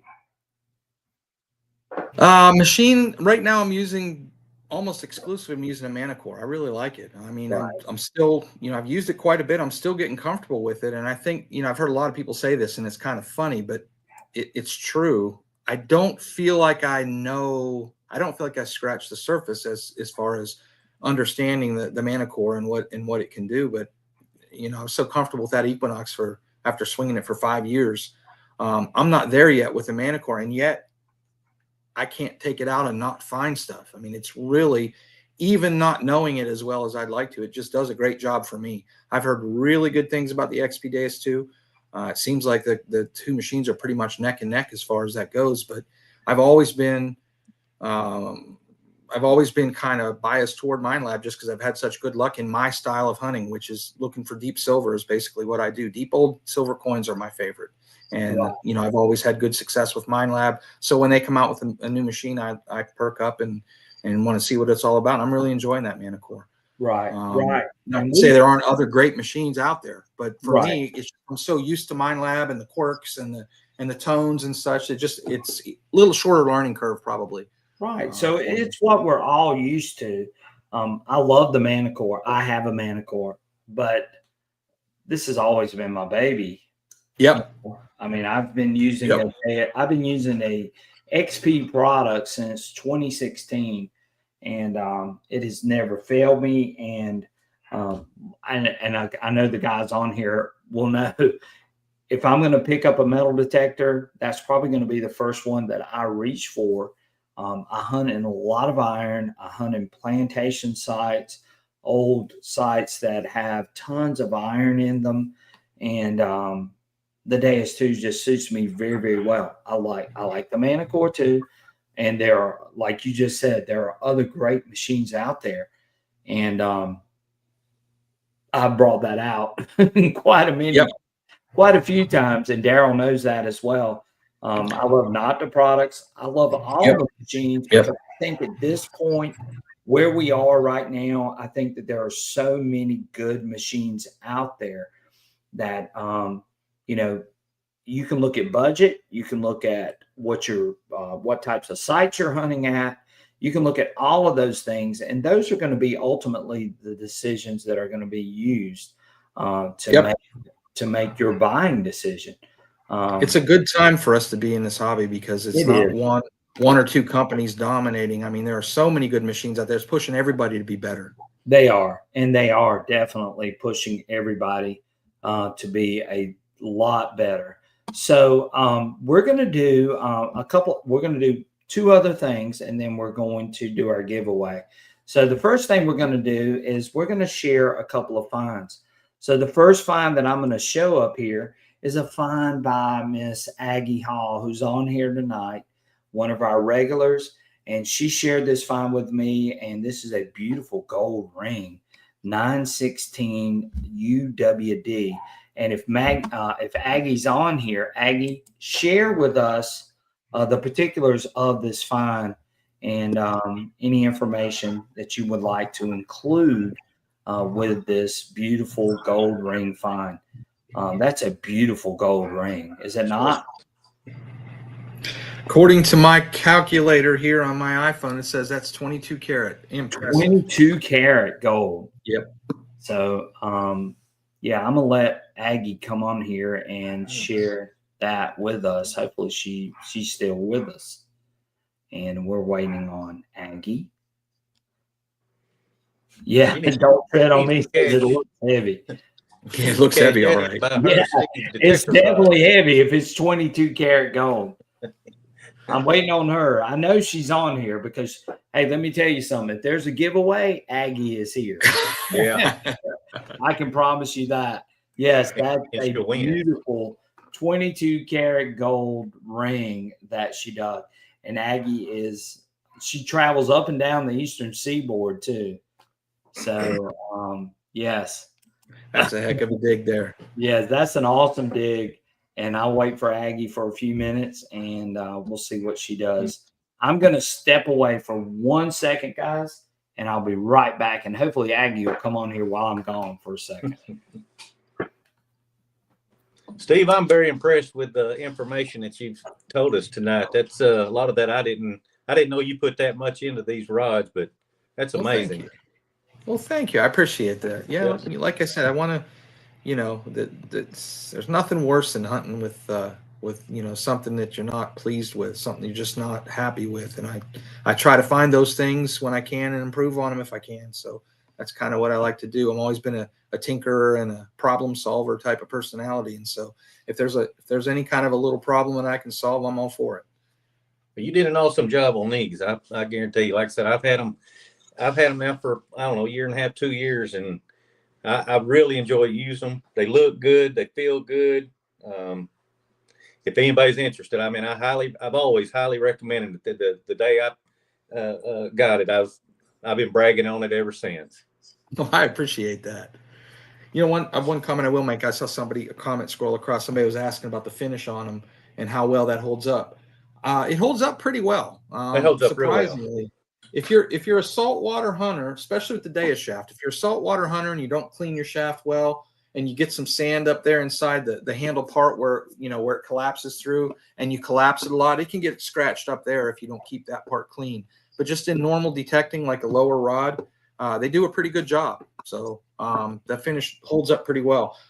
I think a lot of people like the glossy finish, but I also sell at times. I have some that I can sell in matte finish if you prefer that. But they really hold up pretty well, surprisingly. Wow. So Aggie just got on here and she said she found that in Florida at low tide on the edge of the water. That's her first 22 karat gold ring. And I'm curious what that registered numbers wise. What kind of machine and where did it register? That high of a gold content. Share that. I'm sure as well. And again, she's on here, so I know she'll get back. But what a beautiful ring! I would love to find a 22 karat gold ring. She said, "Thanks, guys." Let's see if she catches on to what she was using and what it rang up. Steve, I had a friend once that found it. Go ahead. I was going to say I use the Manicore too as well. I love the Manicore. I love the 9-inch core for the Manicore. Yeah. And I know Daryl feels the same way. Yeah. I've heard others say that. I don't have that one yet. Maybe that's one I should look at. Yeah, let me tell you something. You want a coil that's great in separation. It is just fantastic. Steve, you remember the Coiltech, what is that little 5x8 or 5x9, 5x10, whatever it was, Coiltech made for the Equinox? Yep. How it changed the Equinox? Yeah. That's the way this M9 coil is with the Manicore. It just changed that whole machine. Yeah, it just made that machine ergonomically. It made it so much better to swing. It is a very thin coil, so it's great in the water. And so it just glides through the water, actually. Wow. There's not a lot of drag with it. And it's got unbelievable depth. That's what I've heard. For a smaller coil, it's particularly deep. That's great. Oh yeah, it's just awesome. So I'm looking here to see if Aggie sent me anything back, but I don't see anything for her. So maybe she'll chime in. But we got some other finds we want to share too from some of our members. This is from our members only group, and that is a beautiful. Looks like a silver ring from DCM Detects and DCM. Excuse me. But DCM is one of our main subscribers and members, and he shared this beautiful, looks like a turquoise ring, possibly. Yeah, it does. Beautiful. Yeah, silver and turquoise jewelry is really it's usually Native American jewelry. It's beautiful. Yeah, and he dug that, and he was so excited to dig that, and hopefully he's on here. He was on here earlier, so maybe he's still here. Hopefully he's still here, and he can tell us a little bit about the specifics of that ring find as well. Trevor Van Horn wants to know, Steve, what program do you lean towards with your Manicore? Any custom setups that you use? You know what? I think I'm a unicorn in terms of the way I hunt, because Yeah. I don't usually what I do, and the Manicore is a little bit more complex in terms of options you have, setting the Ferris level, the limits and stuff. Right. But usually what I do, I have a philosophy, and a lot of people don't think the same way. But my philosophy is, what I want to do is I want to set my machine up in a way that I think would be kind of optimal for my dirt. I'll play around a little bit with it, but when I get some basic settings, I want to set them there and I want to leave them there, and the only thing I adjust is I ground balance it, I noise cancel it, and then once I've done that, I'll adjust my sensitivity based on, keeping it just below the threshold of wherever the noise is based on that balancing that I've done. But my reason for that is because I feel like, and this is just me, I know we could have a whole big discussion on this. Oh, yeah. We have this discussion all the time, Steve. But for me, I kind of look at, detecting, especially when you're using a new machine, as you're learning a new language, right? You're learning, it's like, and so for me, because sound is so much of it for a lot of us, I want consistency in the types of tones that I'm receiving, because my attitude is, we talked earlier, I was a meteorologist. It's a lot like weather forecasting. You look at the data, you put it together in your head, you make a forecast, and then a few hours or a day later, you have an answer as to whether you got it right or not. And so you put that in your mind and you say, okay, I'll remember this for the next time. It's the same way with detecting. When I hit a target, I don't just dig it up. I actually study. I go around and I listen to it, because what I'm trying to do is lock tones in my mind. As I move around this, how does it behave? What's it sound like? And then before I dig, I always make a forecast. I say, I think this is going to be a whatever based on what I'm hearing. And of course, when you have a new machine, or if you're a young detectorist or a new detectorist, you're going to get it wrong most of the time. Yeah. But as you progress and you listen and you study and you go around it and you lock that in your ears and you make your guess, you'll start to find that you're right or close to right more often than not. By close to right, I mean, if you're listening, you say, I think this is a penny, and you dig a copper washer, that's a hit as far as I'm concerned, because your ears knew this is a good, round, non-conductive target. But my point is, I don't want to change my reactivity or my recovery speed if I don't have to, because what that does is it lengthens or shortens the tones that you're hearing. Well, I don't want lengthening or shortening of my tones to happen because I've changed my settings. I want to learn, what does a long tone mean from outing to outing to outing to outing under the same settings. And then what that means is a long tone means a longer target. A short tone means a shorter target. Well, if I'm always changing my reactivity, I'm getting lengthening or clipping of those tones for a different reason, for an algorithm reason. So for things like that, I want to keep everything as consistent as I can until I really, really know the machine. And then when I tweak something, I can anticipate what kind of effect it will have and what to expect. But until I get there, I might go for a couple of years and not change my settings hardly at all, except for what I mentioned: ground balance, noise cancel, and sensitivity, just so I can lock that in my head and get used to consistent. When I have this kind of a target, I know this is what it sounds like. Right. Steve, you hit the nail on the head, buddy. I mean, this is something this is something we've been preaching for a while. And of course, a lot of people are agreeing with you. They're talking about tones, long tones, short tones. I mean, we had Aggie just get on here and she said, hey, I just go by tone only. I'm not really worried about VDI, which is something that I feel that XP does a great job with, is the tones. You can tell a lot by those tones with the XP Deus 2. The Manicore does a great job with this. You can tell how big a target is or how small a target is simply by listening to the tones of the machine. And of course, I saw a bunch of comments as you were talking. I was going like, well, again, like I said, our audience is some of the best out there, I feel like, for YouTube, because everybody is just so knowledgeable. And you just shared a vital piece of information that a lot of people will definitely appreciate. and a lot of people in here are agreeing with from what you just shared. And Aggie said again, she goes by tones, and that's what she said for her find. DCM was saying that this find that he found was based off of or from the research that he did, went from 1963 to 1971 is what he was saying as far as this ring Nice design. So that's really, really cool. And, Yep. And there's his beautiful. comment. He says, yeah, 1961 to 1972 is what he said for this ring. So what an awesome find. I love finding things like that. Yep. And let's see what else. Yes, Trevor Van Horn says he's never heard it explained that well. So there you go, Steve. And again, our audience is very technical, and you just did a great job of explaining what we've been talking about really for the last forever. Really, Yeah, you did an awesome job of explaining it. Explained it very well. Yes, definitely.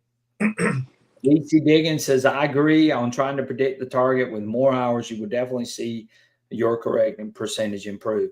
That's exactly right. absolutely. Brian Thomas says, awesome find.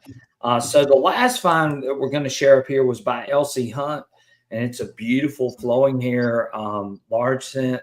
You guys can see it there. What a beauty of a coin. Oh my. Yeah, I love that coin. And this was from LC Hunt, who's also one of our great members and subscribers to our channel. Drake Bust is what he's saying, but it is Beautiful. Beautiful coin. 1799, is that what that says? Wow. I think that's what it says. He's on here. 1798 Drake Bust. 98. Yeah. Wow. So what a beautiful find by Terrific. And we're super excited for him. He's also a great subscriber to our channel, great member of our channel. And I reached out to our members. I said, hey, share me your best finds of 2025 so far. And these were 3 that were shared with me. And I appreciate LC Hunt sharing that coin with us. I've never dug one of those, and I've dug a lot of great things, but I haven't dug one of those. And I wish I would have, but it's a beautiful coin. And I would love to have one of those coins in my collection as well. And again, beautiful find, LC. Congratulations. That's a fantastic find. And we love sharing our finds from our viewers.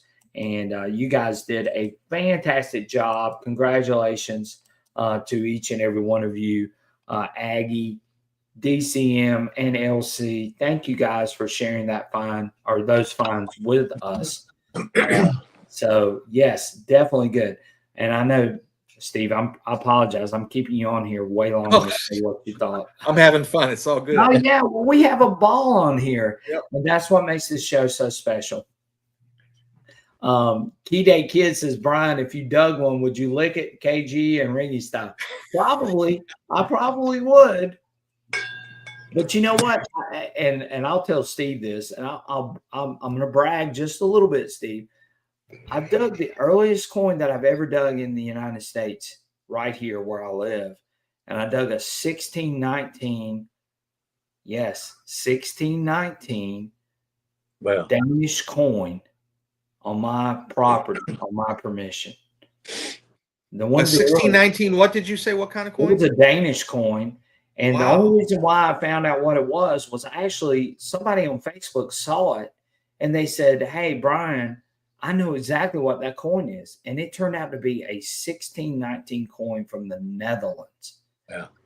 Just, I mean, and I was blown away. I went I was just like going, where else could you find a 1619 coin? That's a year before Plymouth. Yes. Crazy. 1619. So I've come to the determination either there were Dutch explorers in my area at some point, or somebody that lived on this plantation, even though this plantation's existence wasn't until 1740 actually had this coin. It's one or the other. I don't know. I don't know. Yeah, that's crazy. Don't you love stories like that? I mean, how did that get there? Why is that there? That's what makes this why hobby so is much it fun. there? And I dug it with my Deus too.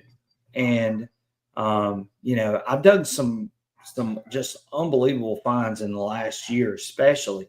And a 1619 coin to come out of the ground. That's crazy. Yeah, That's crazy. I would have never dreamed that in a million years. Would I have dreamed that I would have found something that old in my area? And here's another example of that. It's nothing like the coin that you found there, but it's a similar story. I'm here in Oklahoma, and this is from a modern history perspective. It's a pretty young state that was, as most people know, this was Indian territory forever, Indian reservations all the way up into the late 1800s. Lots of Native American tribes lived here in Oklahoma. Sure. Well, there's a whole mess of a history with that, but the first Native Americans were moved here, in the 1830s. Sure. Right. And then ever since then, there was very little white people that lived in Oklahoma, so there wasn't a whole lot of coins getting dropped. There's not a lot of history here as far as coins go. Right. Until the late, 1889 was when the land run happened here where I live in Oklahoma. So if you find a barber dime, you found an old coin relative to. So one day I was out hunting on a farm here where I live, Right. and I hit a coin, and my first thought was, I found my first silver dollar. Check it out. It was a big silver dollar size coin. It turns out it was an 1831 5-franc French coin. And I'm thinking, how in the world? And the only thing I could arrive at is what you said, explorers. There were people, Spanish and French and everything through this area prior to, modern history, so to speak.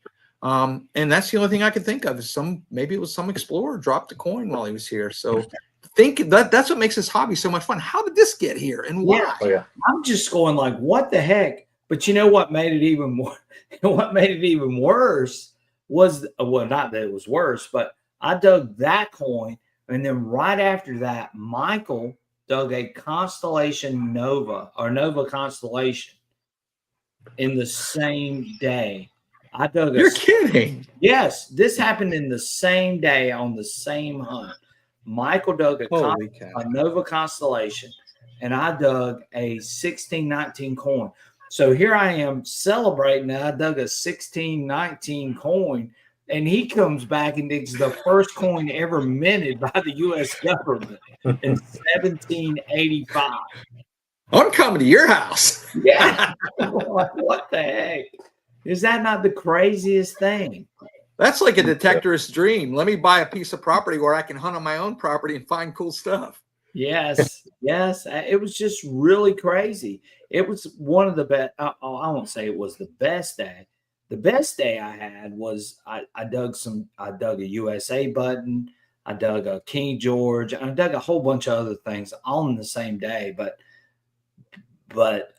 the dig a 1619 coin, I just don't know of many people that are going to do that and then come back and dig a constellation or Nova constellation right after that. And that is crazy. Yeah. You live close to the coast? I do. I live close to the beach. I'm only a mile from the beach. Yeah. So yeah. And I live in a very colonial area. I live in an area known for Civil War activity. So I sort of live in the Goldilocks zone is what I like to call it. Absolutely. Absolutely. It's just a perfect area.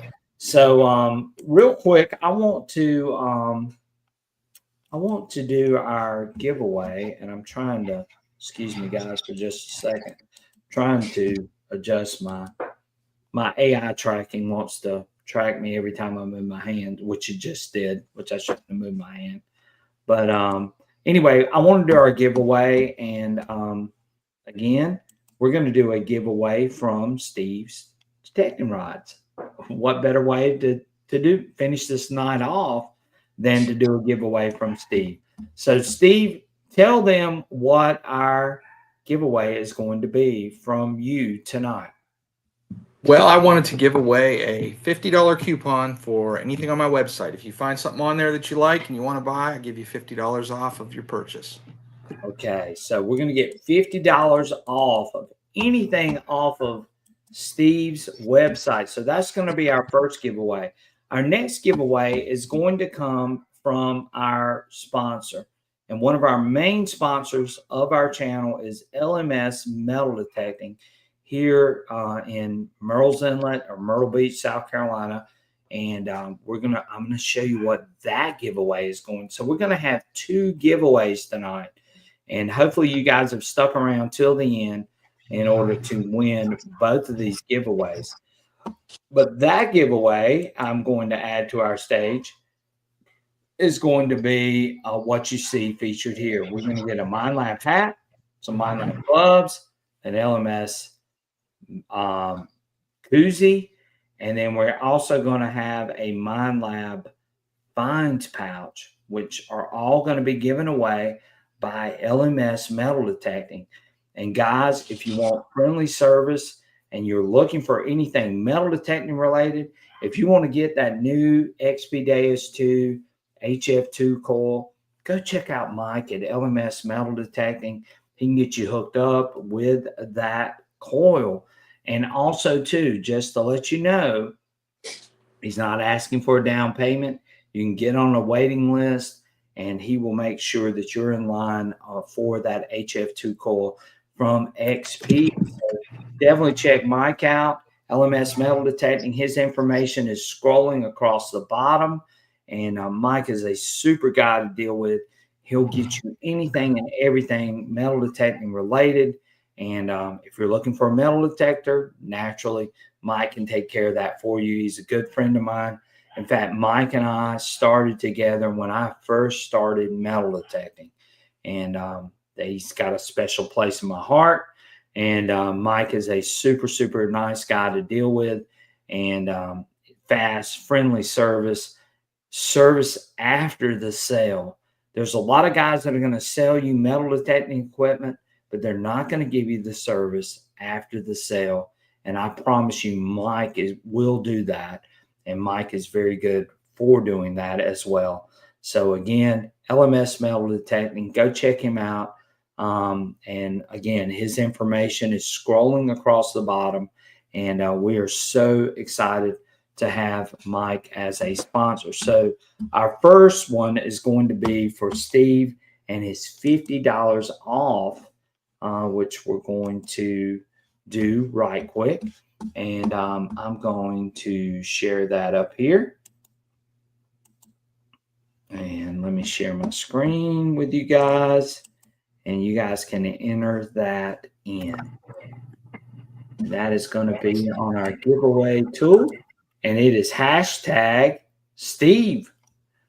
Pretty easy, right, Steve? Easy. Yeah.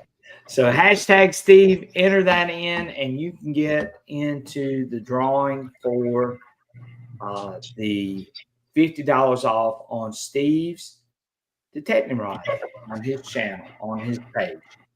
Good luck, guys. That's a good one there. $50 off that. That's good. Awesome deal.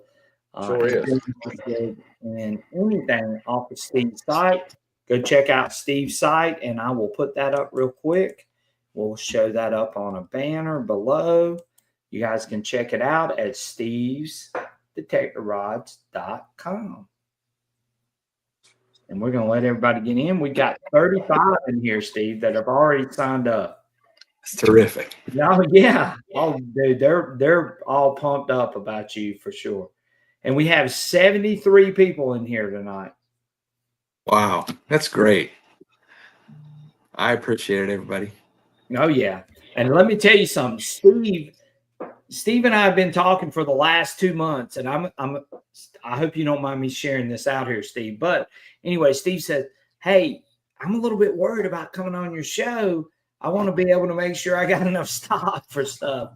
And I think now Steve realizes why he needed that little bit of extra time.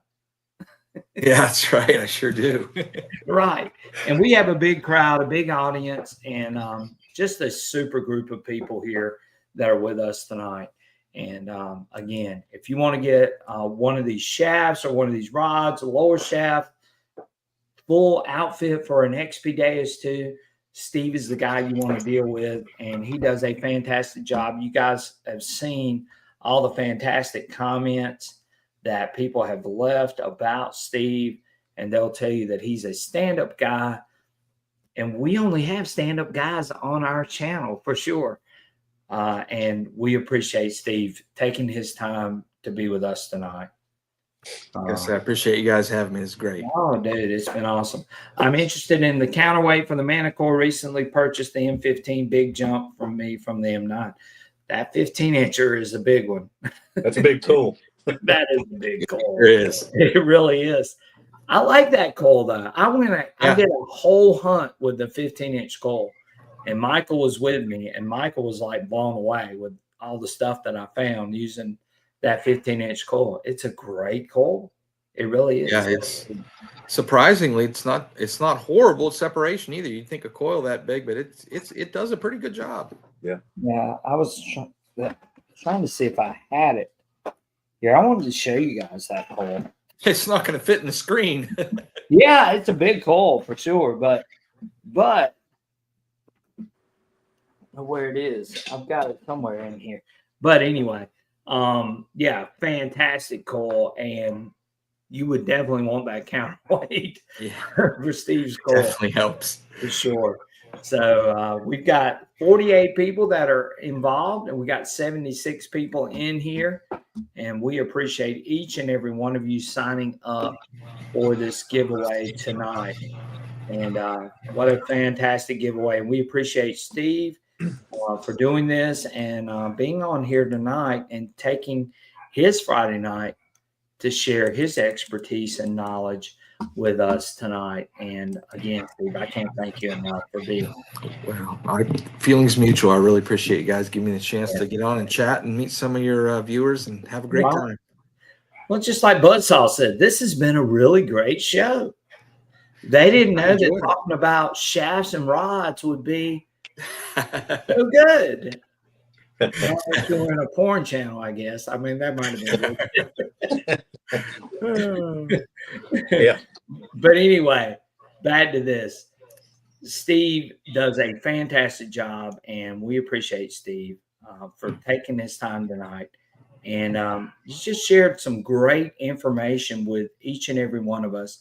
And you can tell the detail that Steve has for his products and for his materials.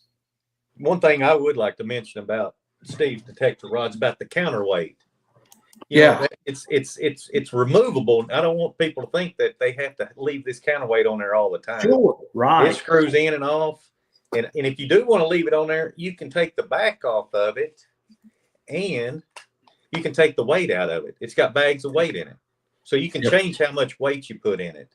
So if you're swinging that 11-13, you want all the weight in it, put it in there. If you're swinging your 9-inch coil, you can either take this off or take the weight out. And it really makes a difference. Right. That's a game changer. Oh, it definitely is a game changer. And you can see, Steve, there are people that are in here that are going, they want to do it for their Manicore, they want to do it for their Equinox. They're looking at what we're talking about. And again, there's just so many great comments. Digging, I can tell you that you won't be disappointed. And a lot of people are real excited about this. Digging Dude says, I'm psyched to get that XP set up. So there you go. Super. Gary Hull says, I want to upgrade my Equinox 800 with the new shaft assembly. Definitely do that for you. Yeah. Brian Thomas says, this has been an awesome show. Brian, we always appreciate you being here. We appreciate you, buddy, as well. Bell says, this has been a great show for sure. Bells is a great supporter of our channel. We appreciate Bells being here with us tonight. And I'm trying to give everybody an opportunity to get in. And we got 50 that are signed up so far. And Buzzsaw says, this has really been a great show. So, again, Steve, go Thank you all, and I agree. It's been fun. I've had a great time. Oh, yeah. He says, love my set from Steve. David said that. Steve said, there you go. It's just, you know, everybody is into this. He says, I love that showcase. He used to watch it with my GMA. He says, you got to cover more ground. This must have been a conversation I missed. So again, so many people that are in here that are just enjoying the conversation about metal detecting shafts and rods. And Oh, that DC makes me Digging feel was just good talking about about yeah. DC Digging I was mean, who talking about knew? counterweight Yeah. with a big cool. Here's the Oh my, DC Digging. Here's the 11 by 13 for the dais. that's a big one. You put that with that counterweight, it definitely makes a difference. Definitely makes a With difference. that counterweight, that's got to definitely help for sure, right, Daryl? Oh yeah, absolutely. You know, I've had shoulder surgeries, and that was one of my biggest concerns is being able to swing this big cool. But with Steve's rods with that counterweight, it's no issue whatsoever. I go to these seated hunts and hunt all day. Right. I'm so glad to hear that. It's, you know, when I first threw the counterweight out there as an idea, it was so hard to get people to, you know, like we talked offline, people are used to trying to, I got to get the lightest detector I can. I'm tired of not being comfortable when I detect. And what they don't always realize, it's a little counterintuitive, that just because it's lightest doesn't mean it's the most comfortable. It's got to be balanced. Right. And I've had so many people say to me, why in the world would I shop to find the lightest machine I can and then add weight to it? That makes no sense.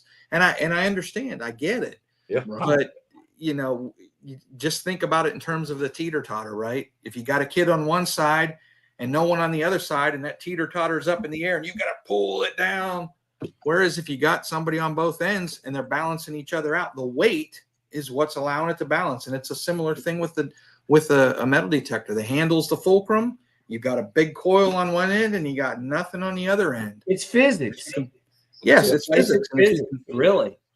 And what you're straining with your hand and your wrist and your elbow and your shoulder is not the 3-pound machine that you're using. What you're struggling with is the fact that it's not balanced. I like to use the 2x4 analogy.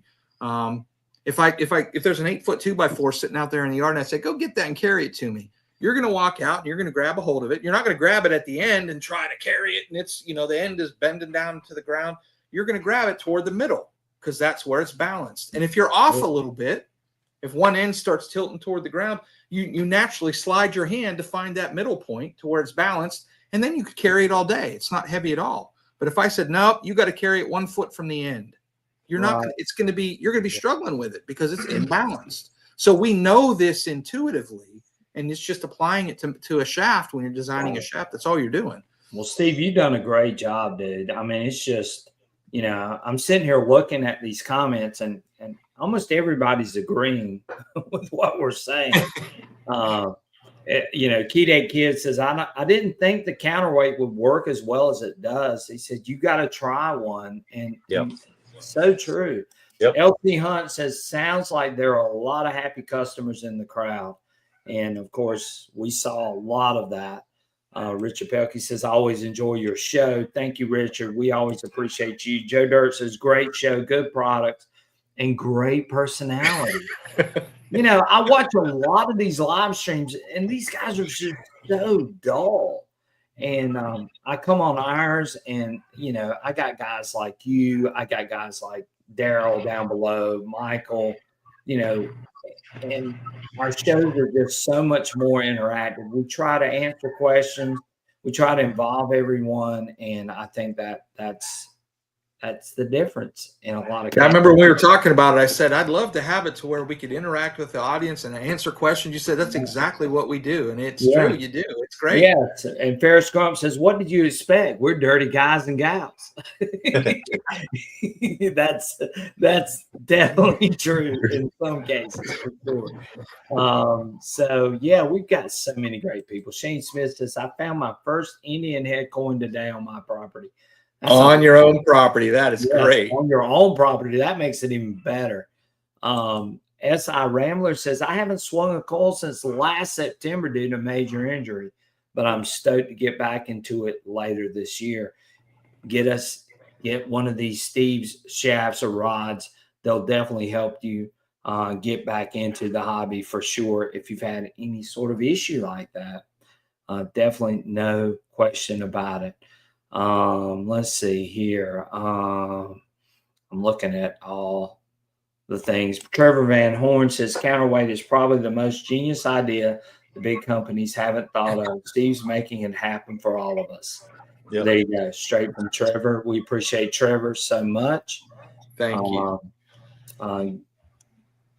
DC Diggins says, "Hey, I'm getting the counterweight with the coupon tonight." Yeah.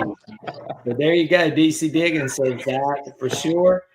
Trevor Van Horn says, "Don't forget about the Excalibur shovels." Right. Casey is a great supporter of our channel. We appreciate Casey so much.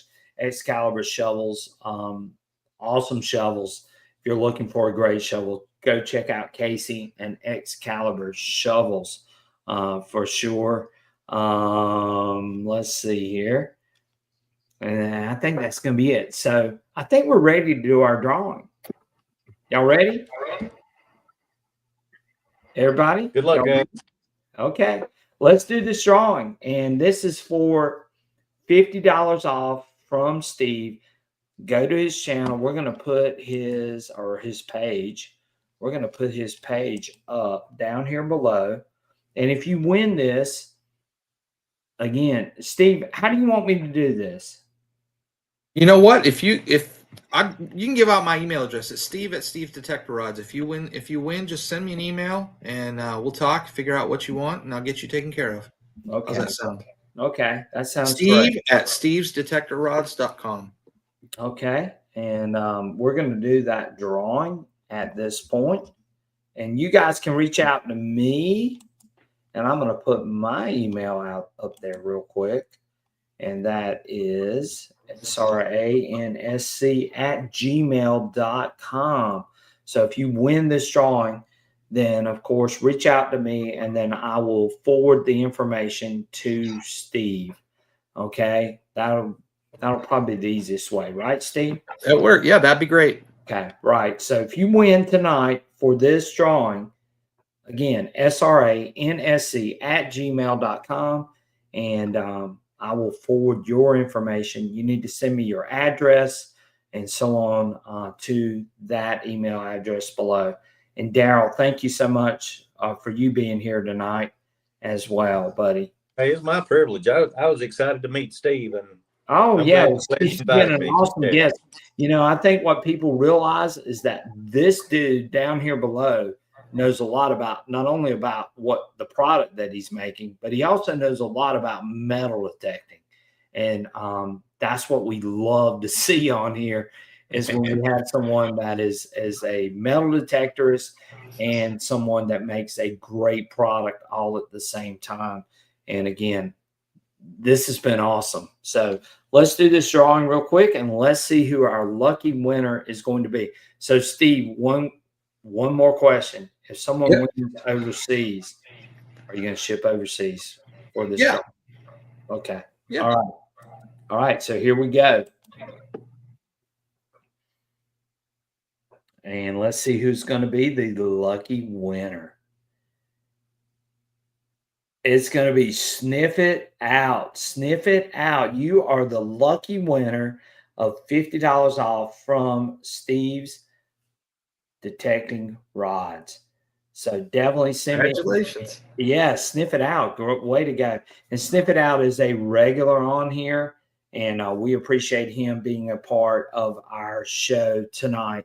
And thank you for entering into the drawing. And you've got $50 off from Steve's Detecting Rods. Our next drawing is going to be for what I showed you guys earlier. And that is going to be from LMS Metal Detecting. It is a MindLab glove, MindLab hat, LMS Metal Detecting koozie, and also for a MindLab finds pouch. So all of these things are going to be given to us by LMS Metal Detecting, who is one of our major sponsors, and his information is scrolling across the bottom. If you're interested in the Deus 2 HF2 coil, get on Mike's waiting list right now. You don't have to put anything down, and you can win. This as well as get signed up or get in the line for one of those HF2 coils from XP Metal Detectors. So again, we appreciate LMS Metal Detecting and all they do for us. And we're going to add that to our next drawing. And hang on here. We're going to sniff it out as our winner for this. And we're going to add a new one for our giveaway. And Steve, we appreciate you, buddy. I appreciate you guys too. Thank you so much. And thanks everybody. Anything else you want to talk about before you before we get off of here, before we do this last drawing? Just real quick, I'll mention, just for those who may be interested in the Garrett Vortex, I'm in the process of designing a shaft for that as well. Just waiting for the parts to come in. I designed it all. It's just a matter of waiting for the stuff. And once it gets here, I have a person or two that want to field test it and give it a quick run, make sure everything's good. And so that will be available. That'll be a complete shaft available for the Vortex soon. Is that going to be in blue carbon? Any color you want. Yes, blue carbon. Blue carbon. I like that. Blue carbon. Yep. All right. So if you are interested in the LMS drawing, this is what we're giving away. And again, let me know, and you are going to make sure that you enter in hashtag LMS, which will get you in the running for the drawing from LMS Metal Detecting. Let me add that to my stage, which is going to have to hang on 1 second here. And there it is. Okay, so type in hashtag LMS, and that will get you in for the drawing for the gloves, the hat, and the koozie and the fines pouch, which are going to be given away on LMS or from LMS Metal Detecting.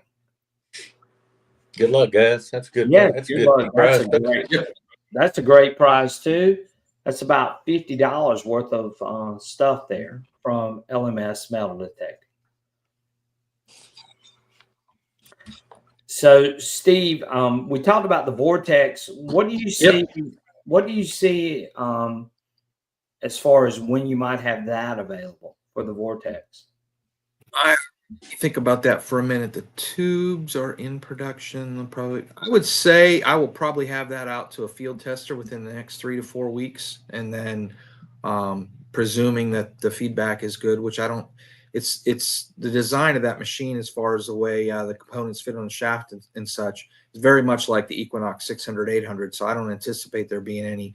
I didn't have to design any new pieces or cam locks or anything else. So I think that the field testers will find it to be a pretty good shaft, and then I can get it out pretty quickly after that. So probably within the next 4 to 6 weeks, I would say. Okay, cool. So 4 to 6 weeks, you think you'll have that out? Yep.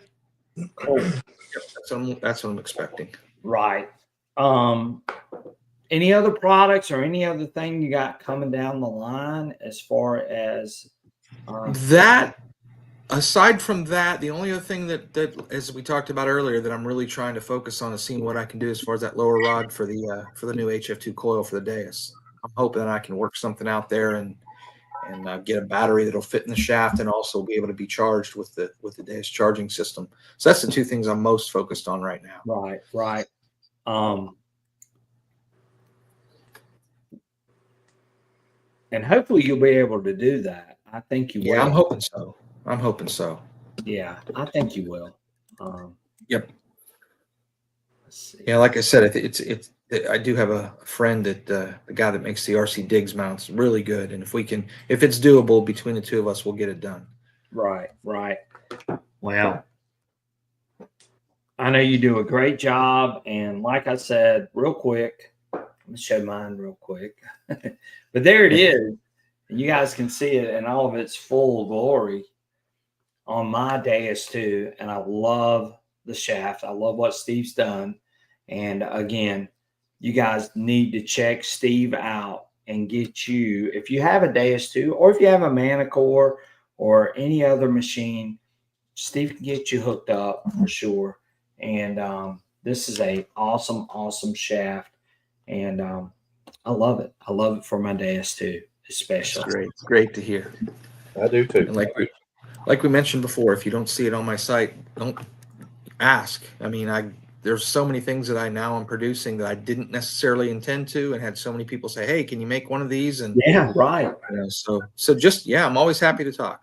Yeah, just reach out to Steve. That's what he's saying. So go to his website, reach out to him, and he can get you hooked up, and he can talk to you about whatever it is that you want. You'll custom make pretty much anything, right, Steve? Yep. Anything that can be done, I will be glad to do. Done some crazy stuff, like I was telling you guys earlier. That I've had people say, "Hey, I got this size case. I need my shaft to collapse to fit in here. Can you do it?" Always happy to try and make up a design that'll work. So I love this comment by Night Stempler. He says, "I just need new knees." And Night Stempler, I'm with you. I've got a bad. when you find who's selling those, let me know. Yeah. I need some carbon graphite knees. Can you create those for me? Yep. Yeah. Oh my God. I had such a bad experience back in the fall. I tore both meniscus, tore my patella tendon, tore my MCL, tore my quad tendon, had a Baker cyst rupture, and I have chronic arthritis all in one knee. Holy cow. Well, the chronic arthritis was something that was already there, but all the other stuff happened in one event. Yeah. And I was out of commission for about 2 to 3 months back during the fall. Holy cow. Well, it looks like you're up and moving pretty good at this point. Oh yeah. I'm up and back metal detecting, but I'm telling you, it's been a struggle. It really has. So getting down and up is probably the hard part. Yeah, and I don't know. I know a lot of these guys have seen me in my videos, but you'll notice I never get down on my knees anymore. I'm just sort of standing up, and I put my pinpointer down in the hole, but I never really get down on my knees. Yep. And that's I like to I'm doing a little more of that as I get older, so I hear you. Well, I'm 56 years old. I mean, it's part of it.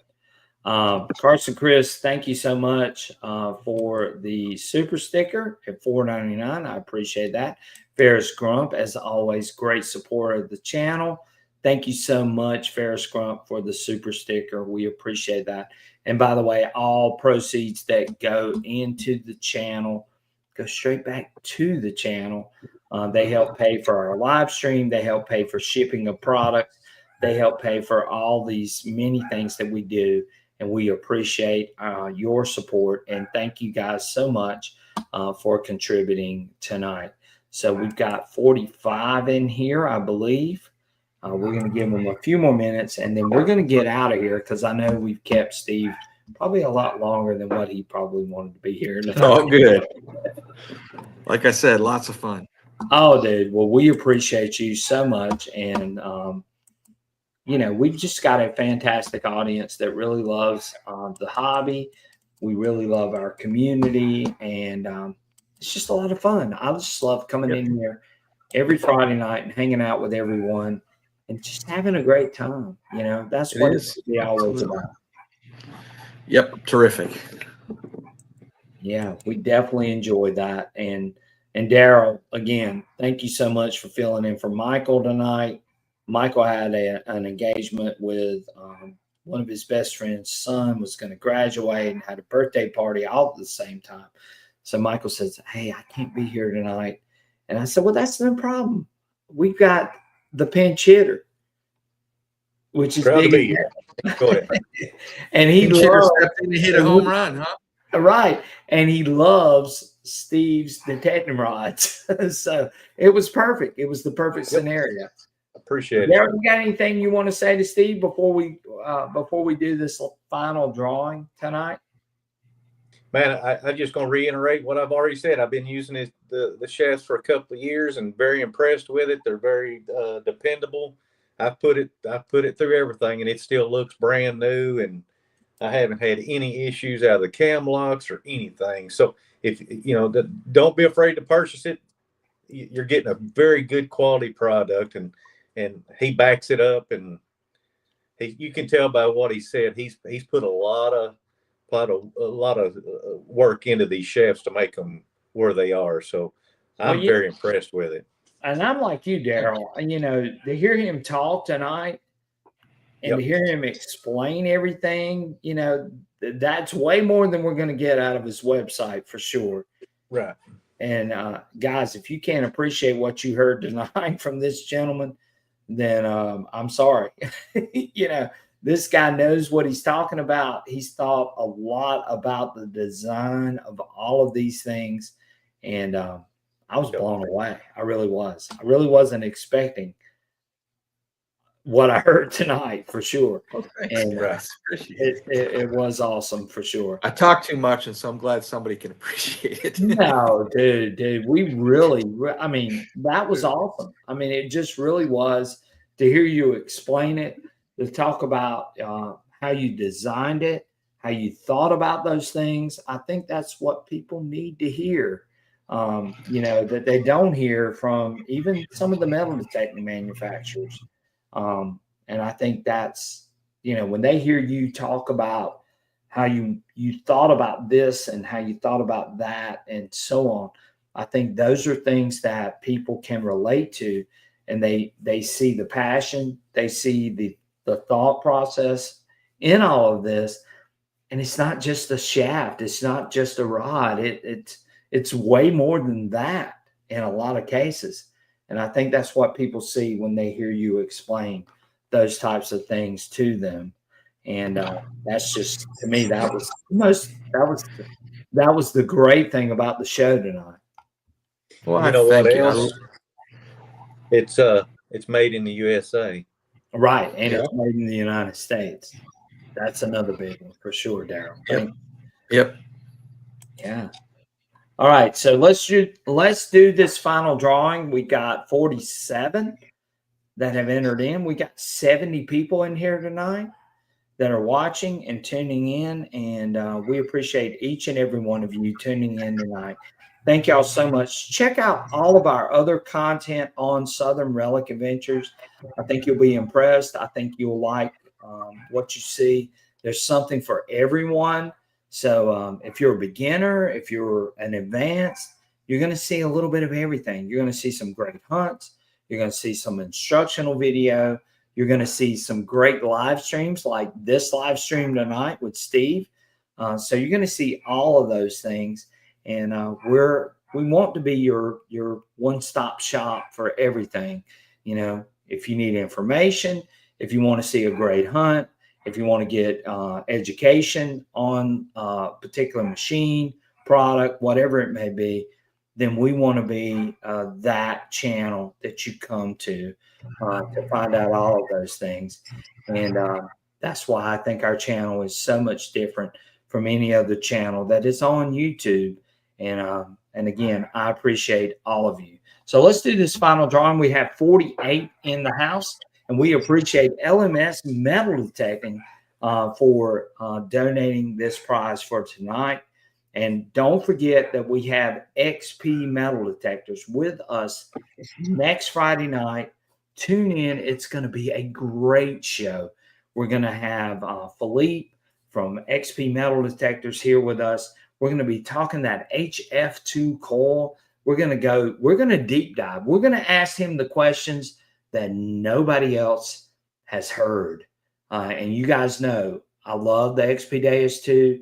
I love knowing about that HF2 coil and what it's capable of.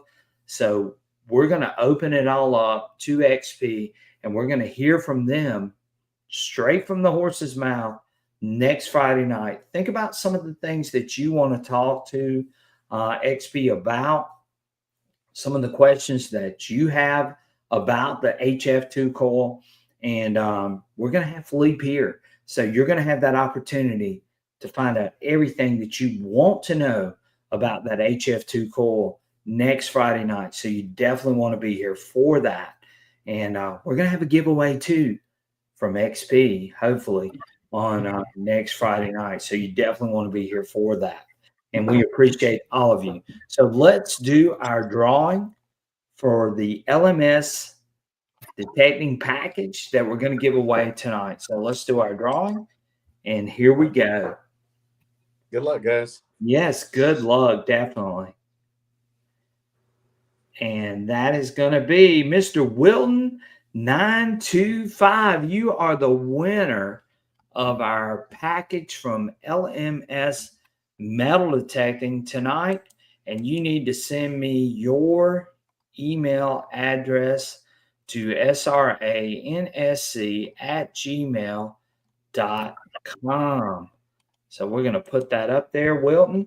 And Wilton, I believe you have won before, so it should be pretty easy. So sransc@gmail.com. Thank you so much, Wilton 925, and congratulations on your win of that LMS Metal Detecting package for sure. And everybody's saying congratulations. And again, we appreciate each and every one of you. And hopefully Wilton is here. We're going to wait a few minutes to make sure he responds. If he doesn't respond, we'll run it back. So Wilton, are you here? Let us know you're here. And Bubba Smith says, thanks, Brian, for your time again tonight. Another great show. Thank you guys for being here tonight. Great stream, guys. We appreciate you. Thank y'all to Steve. I mean, Steve was just a fantastic guest. I mean, he's just awesome, dude. Yeah, Wilton's still on here. He says he's on here. He's on here. Okay, good. He's on there. He's here. There you go. All right. Well, so Wilton, congratulations, and make sure you send me your address so we can get that forwarded to LMS and make sure that we get those beautiful prizes out to you for your great win. So again, thank you guys so much. Steve, buddy, I can't thank you enough for being here. And you have a thanks weekend. You too. I loved it. Great time. I appreciate it. Thanks for having me on. Thanks to everybody that watched and really enjoyed it. Well, look, let me tell you one last time, go check out my buddy Steve, because again, he's got some fantastic products that I think all of you will be interested in. Steve's detectorrods.com. That information is down below. Go check out his site. Order something from Steve. And we appreciate him taking his time on a Friday night. He could have been out having fun, right? Hey, I am out having fun. Yeah, we're all out having fun. We call this the metal. What do we call it, Darryl? Metal Detecting Adventure is what we're having tonight. Well, we're having the Metal Detecting Adventure, but we also call it the Metal Detecting Happy Hour. Happy hour, yeah. Actually, there you go. Happy 2.5 hours. Yeah, that's what Digging Dude refers to it as. He refers to it as the happy hour, Friday night happy hour. And yep, maybe that's what we should change our name to, the Friday night. There you go. There you go. So, Steve, thank you so much. I appreciate you, buddy. And I hope that this show has been beneficial to you. And I'm sure you're going to get a lot of orders. I appreciate it. Thank you. You will. You will, buddy. And again, we wish you the best. And again, if there's anything we can do for you, let us know. We appreciate you taking the time to be with us tonight. And I think everyone was really impressed with what they saw tonight, too. And your explanations were spot on for sure. Darryl, thank you so much for being here tonight. My pleasure. Yeah, it was an awesome show. And again, I think everybody really appreciated what Steve had to offer. And the giveaway was great. I think people are going to really appreciate that as well. And go check out Steve's website if you are interested in ordering anything as far as a shaft or a rod for any of the detectors that Steve has listed on there. He can get you hooked up with those things as well. And again, I love mine. Going to show it one more time before I get off. Thank you so much, Steve. Steve did send me this. I am going to say this. Steve did send me this. and I've thoroughly enjoyed using it. And it's not coming off of a machine, by the way, guys. It's good news. I'm glad you enjoy it. Yes. So it's one that's going to stay on there. And I love what Steve has done with this product. And he's developed a high quality product that all of us can use and enjoy. And I think any of you that order it are not going to be disappointed for sure. And you're going to love be it. disappointed. No, you're not going to be disappointed. There's no question about it. So thank you again, guys. Y'all take care. Get out there, metal detect. Stay tuned for our next adventure, which will be coming up very, very soon. I've got a video. I've got a couple of videos in the hopper, Daryl. Daryl, I haven't even shown you those videos. I haven't seen them. No, I've got so much more coming. We've got some great, fantastic hunts on our 1700s permission. And we found some amazing things. And I'm looking forward to sharing those things with you guys. That's coming up real soon. Don't forget about our show next Friday night. We're going to have XP metal detectors on here. It's going to be fantastic. We're going to talk that HF2 coil. Daryl, you're excited about that HF2 coil, aren't you? I sure am. You know, Daryl, I've said this quite frequently. I think that this coil is going to be revolutionary in a couple of ways. And one of the ways I think it's going to be is I think we're going to find out we've missed a lot of shallow targets. We'll see. Yeah. Yes. I think we're going to see some unmasking capabilities that we've never seen before. And that's my assumption. But I'm going to have this coil in my hand very, very soon. XP is promised me that they're going to send me one of the first coils here in the United States. And I'm going to have that coil in my hands, and I'm going to be testing it and showing you guys what it's capable of. So I'm excited about that coil. And that's going to be happening coming up in the next couple of weeks. So stay tuned for that. And Steve, come join our show next Friday night. Will do. Learn a little bit about the HF2 coil, which XP has been guarding for the last forever. Yeah, it seems like. For sure. Yeah. So it's going to be a great time. So come and join us next Friday night. It's going to be an awesome show. Daryl, thank you again. Steve, thank you again. You guys take welcome. a fantastic weekend. You guys hang out with me for just a second after the show. I appreciate you guys. Everybody else, take care. We will see you guys on our next adventure. Thank you guys so much, and we'll check you soon. Take care. Happy hunting. Happy Mother's Day Sunday, too. Yeah. Oh, yeah.